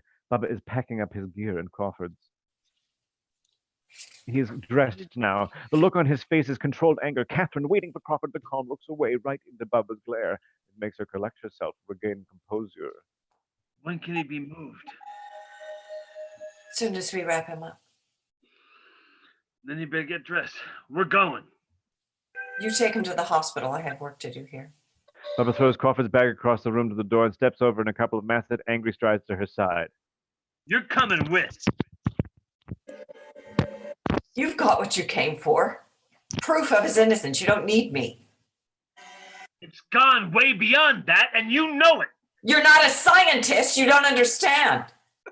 He has an impulse of rage to crush her like a plaster Cupid doll. Instead, he points to Crawford, trembling, feverish, a bizarre vision of misery. There's your results. I understand that. Do you? He looks into Crawford's face, but he cannot return her look. She's truly sorry for what she's done. I'm sorry. I thought I could control it. It's changing us, Doc. All of us. And not for the better. I was wrong to turn on the resonator. Where's that music coming from? Yeah, what's that? What's that music? I put the soundtrack on. You did? Oh, Ian's gone rogue, guys. Ian's gone rogue. gone rogue. okay. Anyway, as I was saying, I was wrong to turn on the resonator Don't say it again. No. with other subjects present. It's clear that only one person should run the experiment. This ain't an experiment. It's suicide. The presence of other subjects causes dangerous distractions. I can stand right at the master switch and maintain control of the resonator. But I must do it myself. I know this behavior. I've seen it on the street. You may be a scientist, lady, but right now, you're acting like a junkie. Take him and leave. Part of the junkie's behavior pattern, however, is denial. She stands stoutly on her rationalization. Bubba sighs. I said, take him and leave. I heard you, and I said, wrap him up. I'll get the van ready. He walks to the door, picks up the bags, and turns to say something. Put some clothes on. Unless you want me to take you kicking and screaming like that. He exits. She rubs her neck. She is tired. Then her hand reaches to her forehead, between her eyes, and rubs there. Her eyes are closed, her face showing pain. She starts to breathe a little harder. She opens her eyes and looks around at the quiet bondage chamber. She walks up to a standing rack. Leather hand and ankle caps hang from leather thongs. Wait a minute. Wait. Uh-oh. No, wait. What? Are you cold? Oh. Wait, I don't. Okay. I don't have the leather outfit, but I have a couple little props. Okay, go ahead. Thank you. Nothing my. extreme. Don't I get got it. too excited. Don't get too Brava, excited. brava. Oh, Too okay. late. I Too late, Barb. gotta give you something. Too late, Barb. Chris has got a thigh I master. have a thigh master on my neck. Okay. Let's move on. Okay, go ahead. Keep going. Oh, that's so great. Wow. All right. Um, Anyway, where were you? What page are we on? I'm a Doesn't little, he? con- I'm a little, con- 59. I'm a little confused and turned on. Okay, let me get started here. In that order. I'm I was breathing over- harder. Yeah, I'll say. Okay, she opens her eyes and looks around at the quiet bondage chamber. She walks up to a standing rack. Leather hand and ankle cuffs hang from leather thongs. She takes a cuff in her hand, feels it with her fingers. She strokes her face with it. Close up the spot on her forehead beating softly. Realization comes over her. She drops the cuff and Leather closes the top of her robe with both hands. She backs away into a wardrobe. When she bumps it, its door swings open. Inside are leather suits, masks, and underwear. She looks through a few. She feels one. The hand left on her robe reaches inside. She caresses her breath underneath the robe. She moans low. When her eyes open, there is confusion, fear in them. She looks over at Crawford. Back in the front yard, Bubba is angrily throwing gear into the van. I can hear him doing it. He slams the van door and takes a deep breath. He looks back at the house looming over him. He sighs and heads back in. Back in the bondage room, a foot in a dark stocking steps into a high spiked heel shoe. Oh, here we go. The foot rises and rests on a stack of weights. Hands fasten the shoe straps and run up the long Oh, black wait. stocking. Oh, wait. Oh, okay. Here. Oh shit! Wait. All right. What? That's a flexible Barbara Crampton, y'all. Woo! I've been doing yoga during I was about to say, quarantine. somebody been doing the yoga. Anyway, Nice. Very nice. all right. Oh, Go ahead. I need an adult. Hang on. Where is it? Where am I? Yeah, where are Pick it up anywhere. It'll all make sense. Whew. Okay. I'll just continue with the lip Yes, sync. hands fasten in the shoe straps and run up the black stockinged legs to a garter. They adjust the garter and run up the bare thigh between the stocking and a black leather Merry I'm not Widow. doing that. Up the leather, adjusting the push-up bra, then up the Oh. bare cleavage to her neck, behind her neck, and through her hair as she leans her head back. Catherine is a striking, sensual beauty. She stands next to Bubba's bed, the horizontal rack, with the mat now rolled up and tied on it. She looks and sees Crawford shiver in the bed. She steps over to him and sits beside his fitfully sleeping form. Her hand reaches slowly toward him, poised over his bare, hairless chest. She touches it. His whole body cringes and turns away, but he does not awake. Her hand lifts quickly away from his raw torso. She does not want to hurt him. She gently lowers the sheet he lies under until she finds his hairline where the beast did not burn him. It is just at his hips, soft hair smooth under her fingertips as she touches there. He does not cringe. His head turns a little, a low grunt in his throat. She lays her hand flat below the line, but above the sheet. Her little finger reaches down and arches up so the fingertips can rub what she feels. A shiver runs through Crawford, but no apparent pain. Her hand lowers until she finds what she's feeling for. Her fingers curl. He moans, dreaming. She reaches to her own thighs with her other hand, leans head back, and wets her lips. Close up as the spot on her forehead throbs and reddens. An erection rises beneath the sheet. She looks down. Hold on, guys. I brought a prop. Oh no! No, Graham, keep your prop away. I can see it. I want to see that prop, damn it. Yeah. Barbara, do not Look say at- that. Oh, This is Look at him. invisible. You do Look at not want to see his skipper. No, oh man. it's a Look at him. skipper for sure. Just skip it right over it. Well, look at the pecker on that gargoyle. Okay, let's see. She looks down and smiles warmly. She pulls the sheet down. Her eyes widen. Passion should be spreading color to her face, but she looks drained, whitened. She rises onto the bed and carefully, gently straddles Crawford.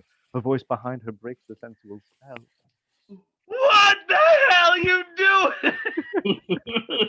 He stands in the doorway. She looks over her shoulder at him and smiles. I told you to get dressed. She steps Did I? carefully off the bed and turns to him. She presents her new self to him. I did. The van's ready. You going like that? She shakes her head as she approaches him, pouting like a Lolita. Oh, It's a shame. I just love what you've done with this room. She does My not stop. favorite until she line, I'm pressed drinking against to it. him. He doesn't give an inch. You're asking for it. She nods, a dreamy smile on her face as she runs her hands up his broad arms. Mhm. Her hips press against him. Her eyes are on fire in her pale, pale face. So pale you can see the red spot just above and between her eyes. Her mouth opens, inviting him.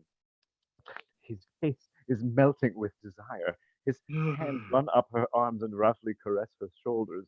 Now her smile is wild. He turns her in one swift motion, pulling her head back to see herself in the mirror on the ceiling. Look at yourself.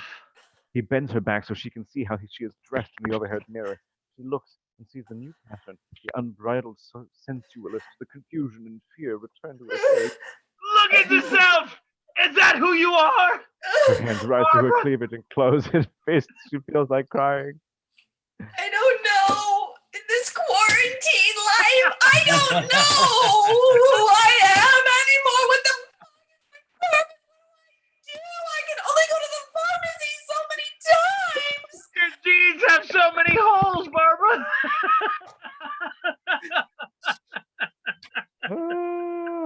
Listen. Yeah. Crawford, Drink. Frank, we're leaving now. No, listen. The resonator. Oh, great. Oh shit. Whew. Cheers. They listen and hear a thin, weak hum. In the attic, the fork and tubular body of the resonator brighten. The switches flip on. The needle shoots across the gauge. Back in the basement, the circuit breaker box begins sparking until an electrical arc forms between it and the cables. Baba tears free. Back in the attic, blinding arcs join the unplugged cable cords to the resonator sockets. The hum drones full blast. The arcs draw the cable plugs into the sockets and weld them. Back in the bondage room, they can now hear the humming loud and clear and see violet light down the attic stairway. It's him. He's trying to start the resonator. And he's trying to start it from beyond. The title we have to The drink. title of Get a the drink for the movie. title. But I have a question. Oh shit. How? I don't remember saying this line either, but here's the line.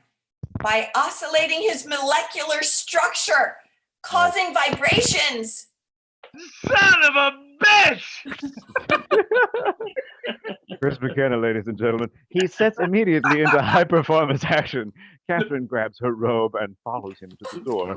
Crawford gets out of bed and, hurt as he is, follows. In the stairway, they run up the stairs. Bubba, then Catherine, then Crawford.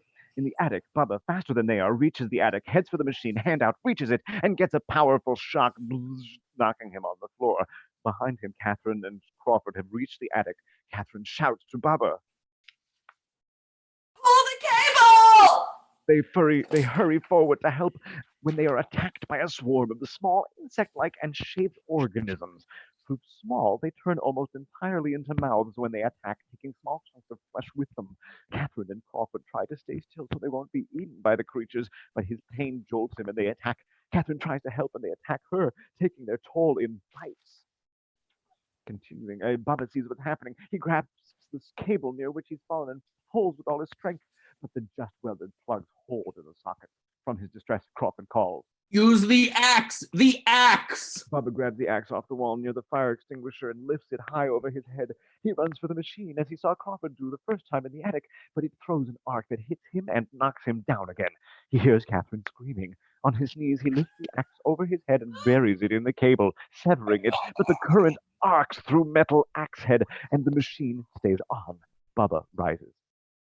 Damn you! He looks back to see Crawford and Catherine slumping under the onslaught of the insect creatures. He must save them. He takes from a pocket the flashlight he used the first time he entered the house. He waves its beam at his two friends, drawing the attention and the attack of the small but deadly creatures to himself. They leave Catherine and Crawford in a single drove. They swarm toward Bubba, who throws the flashlight away, only to be attacked by the onslaught anyway. He covers his face and chest with his hands, but Catherine have many small bites. They see what Bubba has done, the sacrifice he is making. No! Bubba struggles to stand, absolutely covered with the millions of feeding creatures. He falls to his knees. Catherine and Crawford, in their pain, run to help him to find some way to turn off the miserable machine. It arcs to both of them, sending them flying up against a wall. Catherine lifts herself up, screaming, as she sees Bubba fall first, still covered with the voracious insects, to the floor. Suddenly, in a split second, the creatures dart away, and as one mass, the swarm acting as one. Much of Bubba below the chest has been picked to the bone, but some meat remains in patchwork on the face and upper torso. His arms are bones. They do not think of their own pain. Crawford takes her in his arms, but she stares at the corpse, too horrified to cry. There is still life in Bubba's eyes. His head rises slowly, miserably off the floor. He sees his mutilated, ravaged body spread before him. His lips pressed together, misery in his eyes. A word presses out. Damn! Life leaves his eyes and his head falls. Catherine, approaching with Crawford, turns her face away into his chest. No, that's my son, Luke. Hi, Luke. Hi, Luke. Hi, Luke. Hola. Don't drink. You're ruining it. Sorry. It's Dr. Pretorius. Catherine. She looks up, then over at the resonator, and a shimmering, glittering pillar of slime running, oozing like a slow-motion waterfall in the air before them. It slowly reshapes itself, reconstituting itself on long tentacles of rigid jelly that oozes viscous jelly, a large bulbous mass, sprouting and covering over smaller bulbs like pustules, hangs between the leg-like tentacles. A debilitating pain in Crawford's forehead curls him up. His fists rub madly between his eyes. Catherine now holds him, trying to help. Crawford. Familiar laughter fills the room. A face forms on the bulbous mass, showing through the mottled, milky, translucent ooze. It is Pretorius. Kiss, kiss, my dear. When she sees that it is him again, she turns on the spot and runs for the fire extinguisher still hanging on the wall. Several of the creature's tentacles widen and elongate into a stretching arm, out of which fingers bulge and drip as it runs across the floor after her, gaining on her, roaring as it goes until, just as she gets to the wall and grabs the extinguisher, it grabs her, reaching and wrapping around her legs, arms, and body. Its strength is incredible, its grip unyielding. The extinguisher clatters to the floor and rolls a few feet in front of her toward the poised monstrosity, which smiles at her. Humans are such easy prey. Let her go. Oh, I will. Beyond her wildest dreams for all time. She will go into my mind, and I will go into hers. It's the greatest sensual pleasure. You never knew pleasure or gave it. Only pain. Don't be unworthy of what I have made you, Crawford. You are evolving into a being that has never existed before. Frank. I'm Crawford Killingast. Right. Oh, Frank again. Oh, Jesus. Get ready. Let it happen, Crawford. Let it out. Crawford's face screws into an agonized mask of pain. Both fists over his eyes follow the pain around his skull, back over his temples. From between his eyes, the skin bulges in a nub that broadens into a bulb, splits open in a bump, and he screams. Crawford! Frank. Also, Gigi, can you tell your mom to bring snacks for everybody? Like, that's bullshit. That's, tell her we need fucking snacks CC. Snacks CC. Yeah, they're making snacks right now. That's a bullshit that they're not here. I need an enchilada and or any other kind of snack. You need some pupusas, maybe? Oh my God, does she have a pupusa recipe? Hi! Hi, Dad! Enchiladas for main course. Yes. Oh, yummy. Pupusa? Maravilloso. Ah. Sorry, guys. I know And we digress. We digress. I'm going to pick up just because this is a good one here. It's tasty Why too. Out stretches a fleshy antenna, red and wet, 6 inches long. Oh, yeah.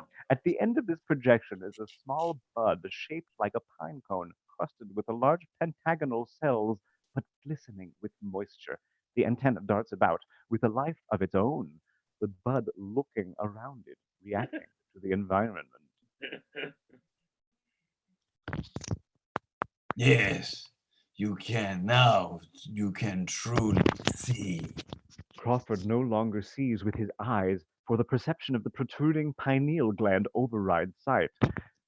Pineal cam, Crawford's point of view. The creature no longer looks horrible to him, but beautiful. Its oozings reflect light like diamonds, twinkling and throwing evanescent rainbows. Crawford is awestruck at his new perception, his new self. The protrusion swings wide, high and low, exploring this brave new world. It's so beautiful. So beautiful. What have you done to him? I have only awakened his pineal gland. It did the rest itself. The hand starts to pull Catherine toward the hanging face. She tries to struggle, but is no match for the creature's strength. As she is pulled past the fallen fire extinguisher, she grabs it by the hose end, dragging it with her until she can grab the cylinder to pull the pin and trigger it. She fires its foam contents at the resonator. The wet foam covers and drips down the sphere into the massive wires down its tubular core, shorting the circuits. Sparks fly violet, purple, and white. The drone whines up and down, loud and soft. That's so good. The glow in the machine fades. The whine stops. It's shorted out. The Pretorius creature disappears. Catherine releases the extinguisher's trigger and looks toward Crawford. The protrusion slips back into his skull through the hole it tore in his forehead. He falls to the floor. Oh, Crawford! She bends to his fallen body. Sparks shoot from the machine. The creature reappears, Pretorius faced, sending a hand rising at her, its voice a roar. You bitch! Shit! She empties the extinguisher into the machine. The resonator shorts out, the hand disappearing just as it had wrapped around her leg. She throws the empty extinguisher at the machine. It clanks and rattles on the floor. She turns to Crawford, checking his vital signs, tears in her eyes. I'm sorry. I'm sorry. In the asylum examination room, Crawford lies on an exam table. The wet, red tip of the pineal turns and twists in the slit between his closed eyes, but it does not protrude. Dr. Block takes a plastic bag from an instrument table. She tears it open and puts on the thin rubber gloves inside. She takes a long metallic forceps or hemostat and leans over Crawford's head, lowering the open jaws over the bump between his eyes. The red bump of the pineal peeks out of the nub, then eases out a bit as she tries to catch it, but it squirms away and slips back into the bump.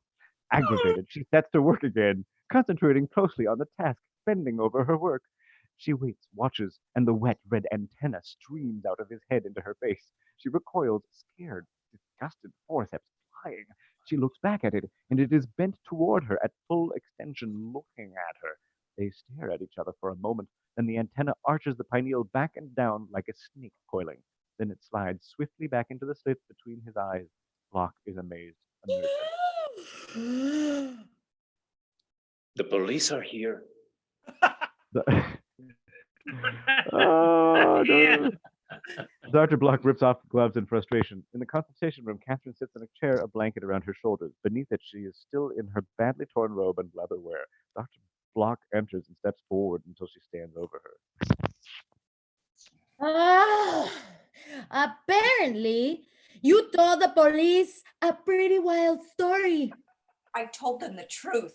Yeah, okay, Missy Elliott. They want my opinion. Okay, I'd rather give you my opinion of your professional conduct. You're contemptible. Kind description or no? That's okay. Catherine does not like this, but does not react because she also feels guilty. I hope you are sane so you understand what you've done. You caused Crawford Tillinghast his mind and probably his life. Catherine accuses herself of more. And another man's life. I want you out of here. Block opens the door to leave. Catherine has to do what she can. You must remove his pineal. No. He is my patient now. I'm the captain now. Oh my God. She's just going off book.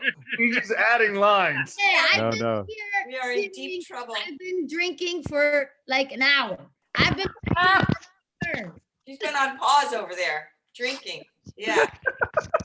Thank you, Gigi.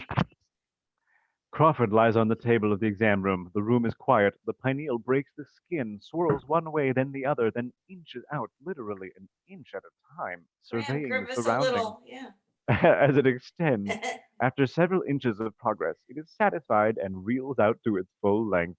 His I'll eyes say. open, and he jumps off the. Listen, Paul Lynn. His eyes open, and he jumps off the table.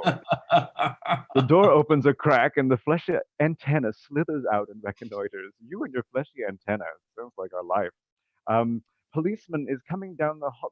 Policemen are coming down the hall as little at the nurse's station, stirring creamer into his coffee and talking to a nurse. The antenna retreats. His door opens and Crawford exits, the appendage withdrawn into his brain. He walks down the hall, his eyes open but not really used. The pineal sneaks out once, twice, without looking. He takes some food off a tray on the table outside a room and spits it out within a few steps. The third time, the pineal peaks. It extends a little farther and points toward a nearby door.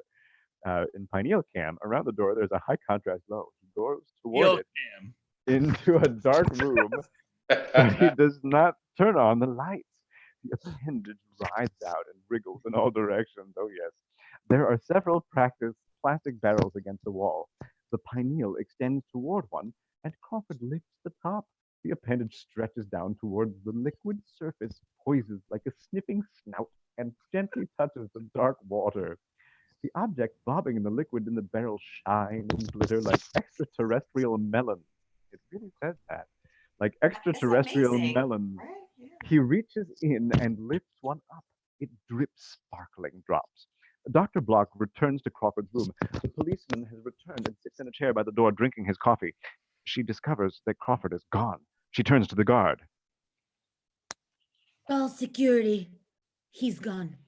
He leaps up and runs into the room, just as Block turns and heads down the hall, angry but too busy with the job at hand, finding Crawford to bend it. She sees liquid and thick ooze spilling out from under a door. She looks up at the sign. It reads Pathology Lab. She enters. In the dark, she hears sucking, slurping sounds. She turns on the light and sees Crawford. That's excellent. Standing by a barrel marked brains, eating one. Don't you hate when you get caught? All right. His feeler swings freely about, but mostly over his meal. She is aghast when, for a moment, but she is trained for shock and her competence prevails. Crawford, por favor. Drink, por favor. Don't eat those, please. I think Carolyn would love this take on Dr. Block. Yes. Carolyn. I really do. She would love it. They're delicious. It's kind of like peeling an orange. Sorry if that sounds mundane. Okay, back in the pathology. Thank you, Jeff. Inside base. That's some inside baseball, folks, for reanimation. Little reanimated the musical humor. We're unemployed. Pathology lab. The half-eaten brain looks to him like a ripe, luscious melon of odd but brilliant colors. Hi, they can make you very ill. His eyes seem to try to come to focus. The pineal retreats slowly but steadily. He looks at the object in his hand until he sees it. Then he drops it in the bucket among the other bobbing brains. He's horrified at his new appetites at himself. Doctor, what's happening to me? She comes and takes his arm, steers him toward the door. Well, we're not sure. Okay, we're gonna be honest, but we're going to find out. He walks. It's gonna be- Oh my God, this is so good. He walks beside her, not looking at her. The pineal pokes out just a bit and points at her like a finger. He can see the brain inside her head, shining through her translucent skull. It is lush in its color. His eyes unfocus. She opens the door.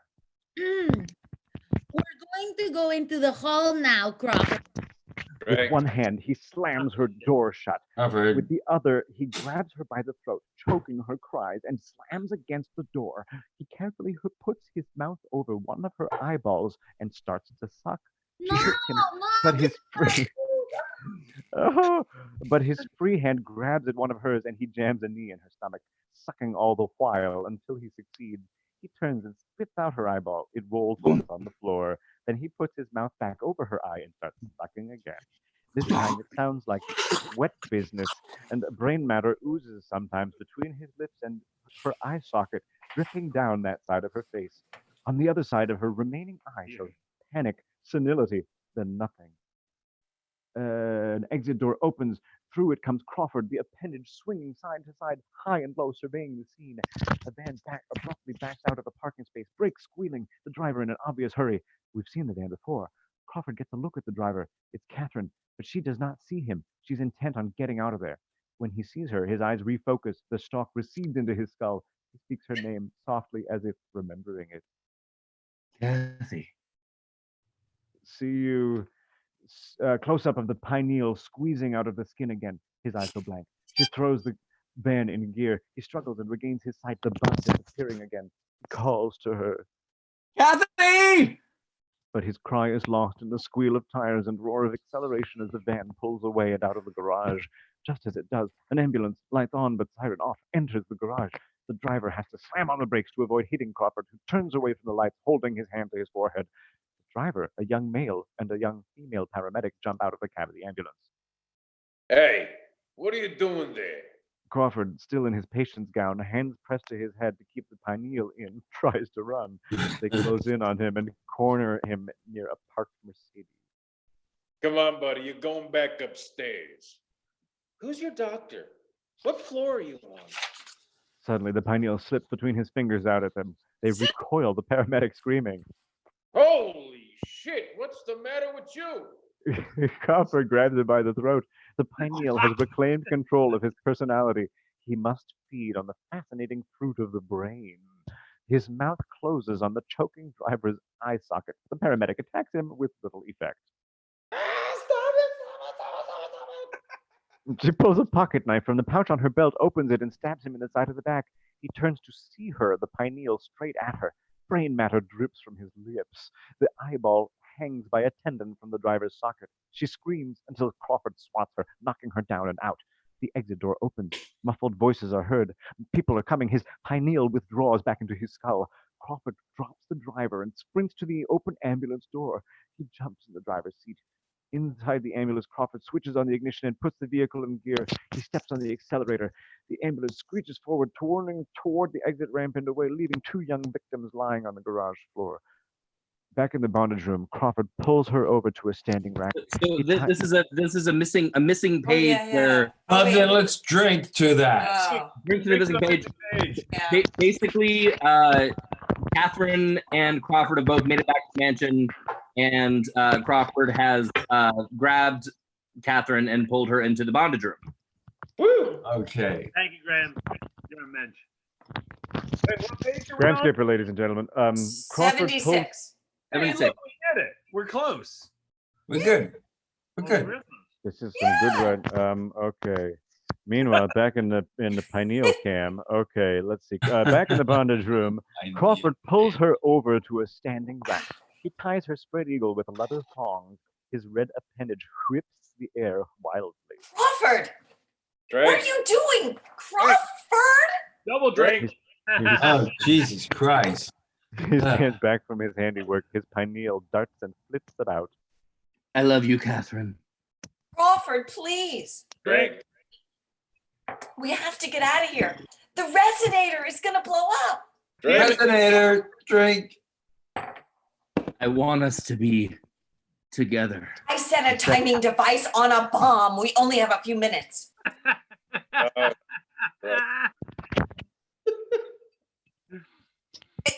It doesn't matter. If Pretorius can turn on the resonator, he'll have a way back here. Double Drink. drink. Well, just one drink, but drink twice. Who cares? He's always here. In the basement, the fuse box sparks brightly, more seriously. In the bondage room, now his pineal is poised before her eyes like a wary snake. Her brain is all light, like a large jewel. That's good. I like that. Good look for you. It's good. Graham, you should keep that. Thanks. Less intrusive than normal.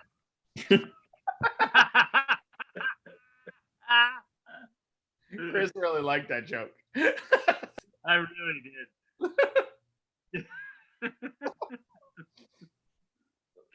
Whose turn is it? I think Let's it's you, go. Barbara. I think it's you, Barbara. Crawford? At Huh? the top of page 70. I don't Top have of 77. I don't Yeah. have 77. What happens? All I have is I go from 76 to 78. Start on 78 then. Let's go. All right, it's Uh, Crawford's That's line. Okay. Okay, all right. Catherine. Before she can answer, out of the ultraviolet darkness, a huge translucent hand rushes at her and grabs her, spreading all over her body, including her face. Above them, the face of Pretorius appears out of the protoplasmic mass. Welcome back, my dear. I have been waiting for you. Edward, no!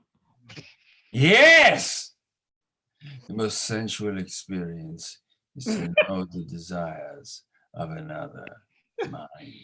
And we will know all minds until there are no more.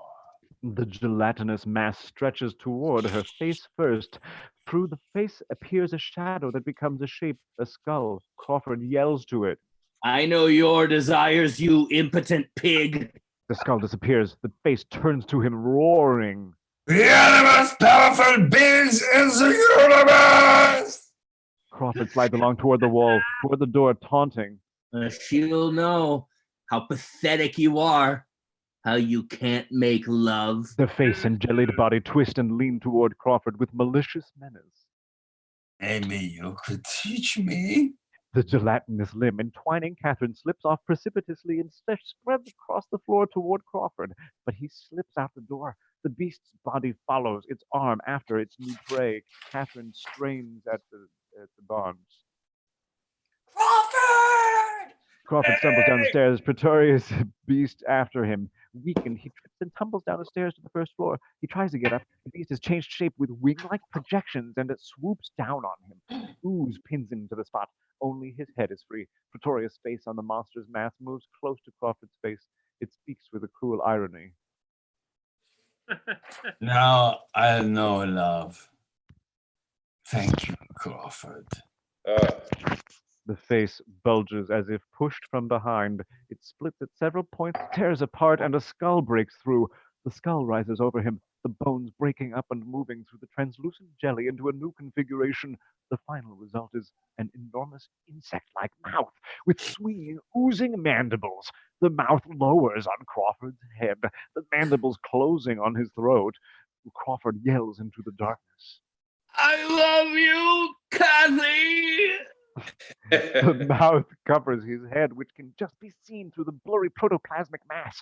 It audibly sucks, stretching the neck to its full length and further, then twists it slowly around and around.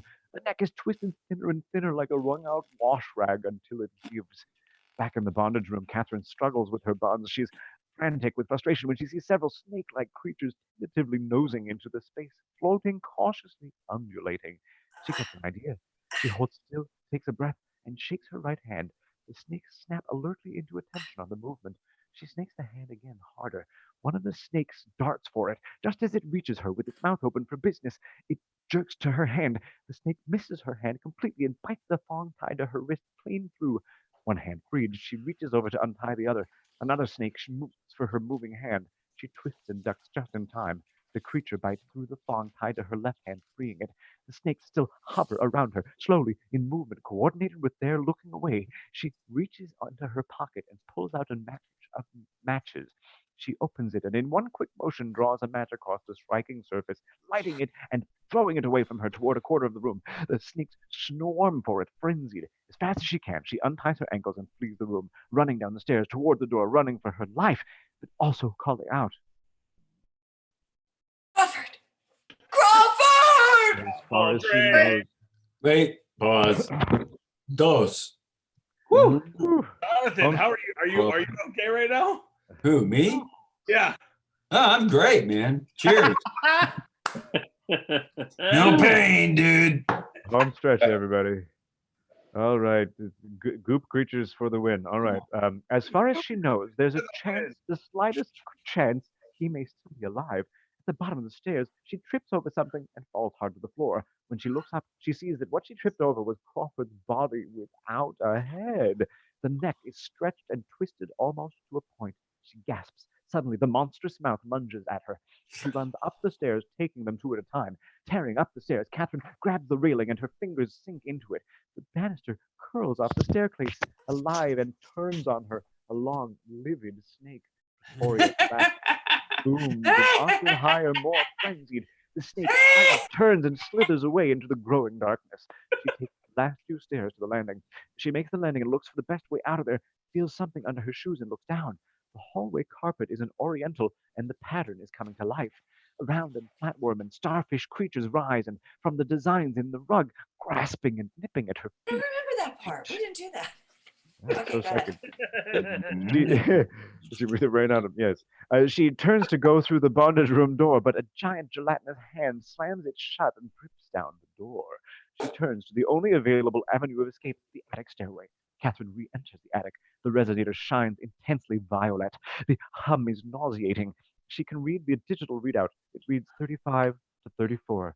With incredible speed, a shiny trail of slime shoots along the floor and grabs her. It builds to a jellied mass, the size, then the shape of a man. It becomes Pretorius.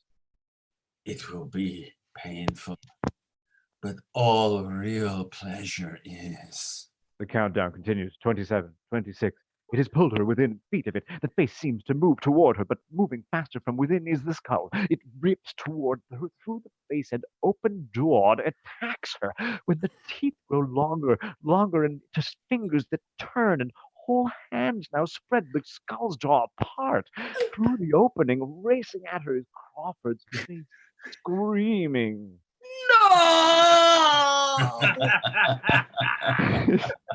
His mouth grotesquely wired, tell me about it, and Pretorius' face appears inside it, shooting out at her, but it does not descend upon her, rather it rises, curls back, and seems to challenge its own body. From that oozing, spreading, and reforming mass, another bulge rises, sucking back the filament from Catherine's hand. It takes on the features of Crawford's body. You fool! Don't you realize what we can do? We can die.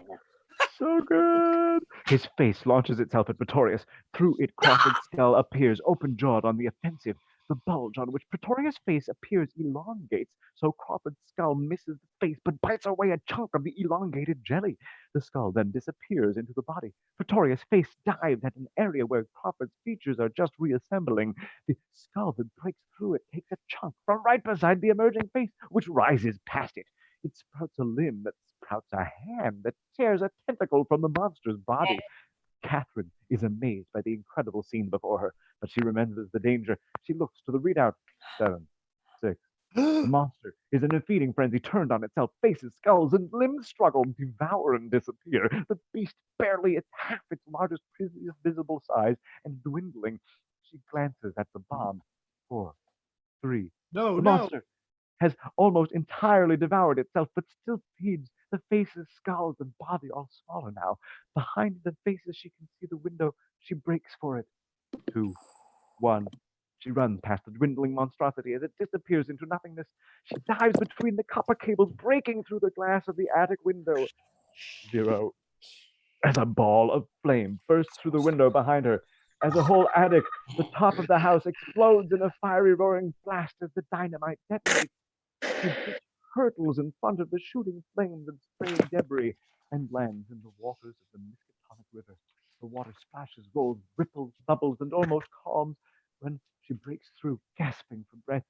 She treads water, breathes, burning. Oh, we didn't do that either. Treads water in the Miskatonic River? No, I don't remember that. I was just on the lawn. Hey, Barbara, just because you don't remember it doesn't mean it didn't happen. It's been a while Not since gonna I've go seen the there. movie. Not gonna go there. The flaming debris hits the water around her and steams. She watches the old house burning. She hears people's voices and heads for the shore. Riverbank at night, Catherine pulls herself out of the water and collapses to the ground. A group of neighbors have gathered excitedly watching the burning house. Hester Gilman from next door notices Catherine and rushes to her.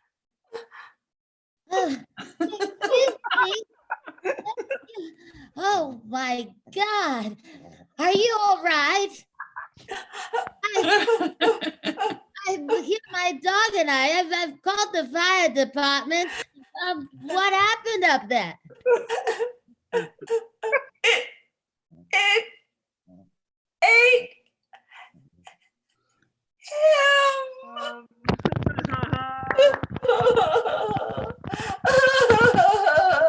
Hester backs away, afraid of this mad person. Catherine begins sobbing, and her sobs become strange laughter, her face illuminated by the burning heart. And that, ladies and gentlemen, is From Beyond.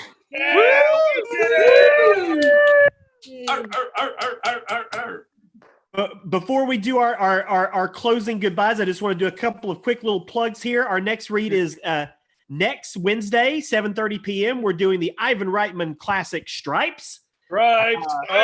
That's right. We've got Henry Zabrowski. After I've requested it. Yeah, we got Henry Zabrowski from Last Podcast on the left, Russ Marquand from The Walking Dead, Aaron Cummings, a whole bunch of fun folks, and it's benefiting a great charity called Merging Vets and Players. So check that out same time next week. Also, if you liked this read, or even if you didn't, subscribe to us on YouTube, and you can also join our Patreon family at patreon.com/scriptsgonewild. And that's the thing. The subscribe costs nothing. Just subscribe. It doesn't matter. Just do it. Yeah, you just click that button, and you're good to go. I just subscribed right now. I hadn't subscribed before right now, and I just did. That would explain the ding I got. Hey, Lawson. So I thought that was pretty fun, guys, and I think that was a nice reminder of how fucking awesome Stuart Gordon. No kidding. Yeah, and the writing, I haven't read the script in 30 years. The writing is really good, and all the descriptions were amazing. And Barbara, were you 5 years old when you made this script? You were 35. I don't know. I've been reanimated. I don't know. But no, and the level of the special effects that we had on that movie, we had a lot of money for special effects on that film. Reanimator did so well that they gave us a budget that was, probably six times the amount of Reanimator. And we had a lot of special effects on the movie, and they were pretty gloriously made. And incredible. I don't know if for the money that we're all making movies at on our level right now, we couldn't do this. It wouldn't. There's no way.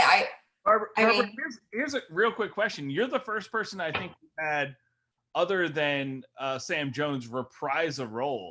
Yes, I saw that. Yeah. What was that like to read lines that you haven't seen in 30 years? What was that like? Boy, yeah. Well, I was, I really didn't look at the script much. I printed it out maybe an hour or two before we started, and I thought, geez, maybe I should read it through. I should learn my lines a little bit. I kind of want to look at the camera. How do I do this?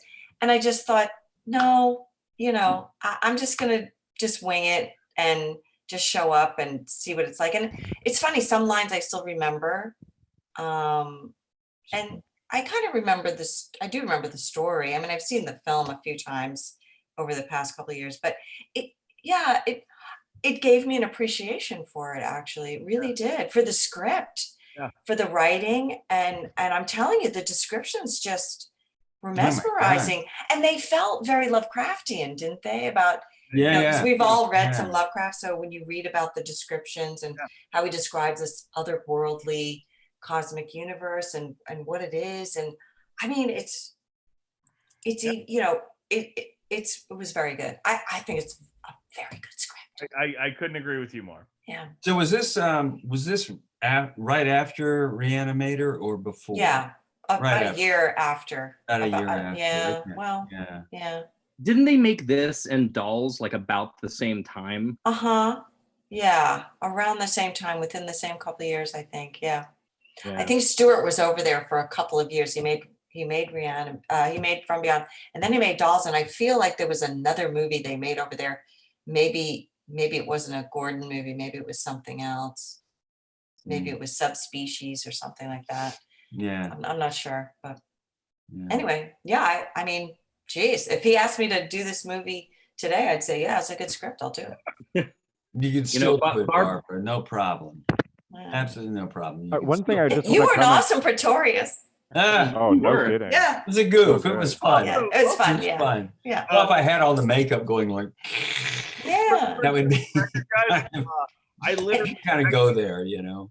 I texted Billy Ray in the middle of this and said, any person on this read can come back for Scripts Gone Wild whenever they want. Oh, thanks. He did. Yeah. He did send me that. That was really Well, I really want to was do it, great. I'd really love to do it live in LA sometime or, at a film festival once we all get back to our normal Barbara, lives. you know for a fact you have an open invitation to whenever you want. You have that Yeah. lead role. I don't care who it is. I'll kick him off. I'll kick Dave off for you. I'll do all the sound effects. I can come and do the sound effect. I want Barbara to be Kurt Russell in The Thing. That's what I want. Yes. Ooh, hell yeah. fun. Oh, right? I Yeah. want Kurt Russell to be everything. Yeah. Well, guys, And- stay on for just a second. I'm going to end Yeah. the live YouTube feed. Stay on just a second, but I'm going to one last time. Let's hear it for Barbara Crampton, Yay. Jonathan Fuller, Oh, look, Chris this picture. McKenna, Graham Skipper, Yay. Jesse Merlin, Yay. Gigi, Saul Guerrero, Ian Lassiter, Dave Lawson. Subscribe to us on YouTube, follow us on Patreon, and we'll see you next week for Stripes. Bye, everybody.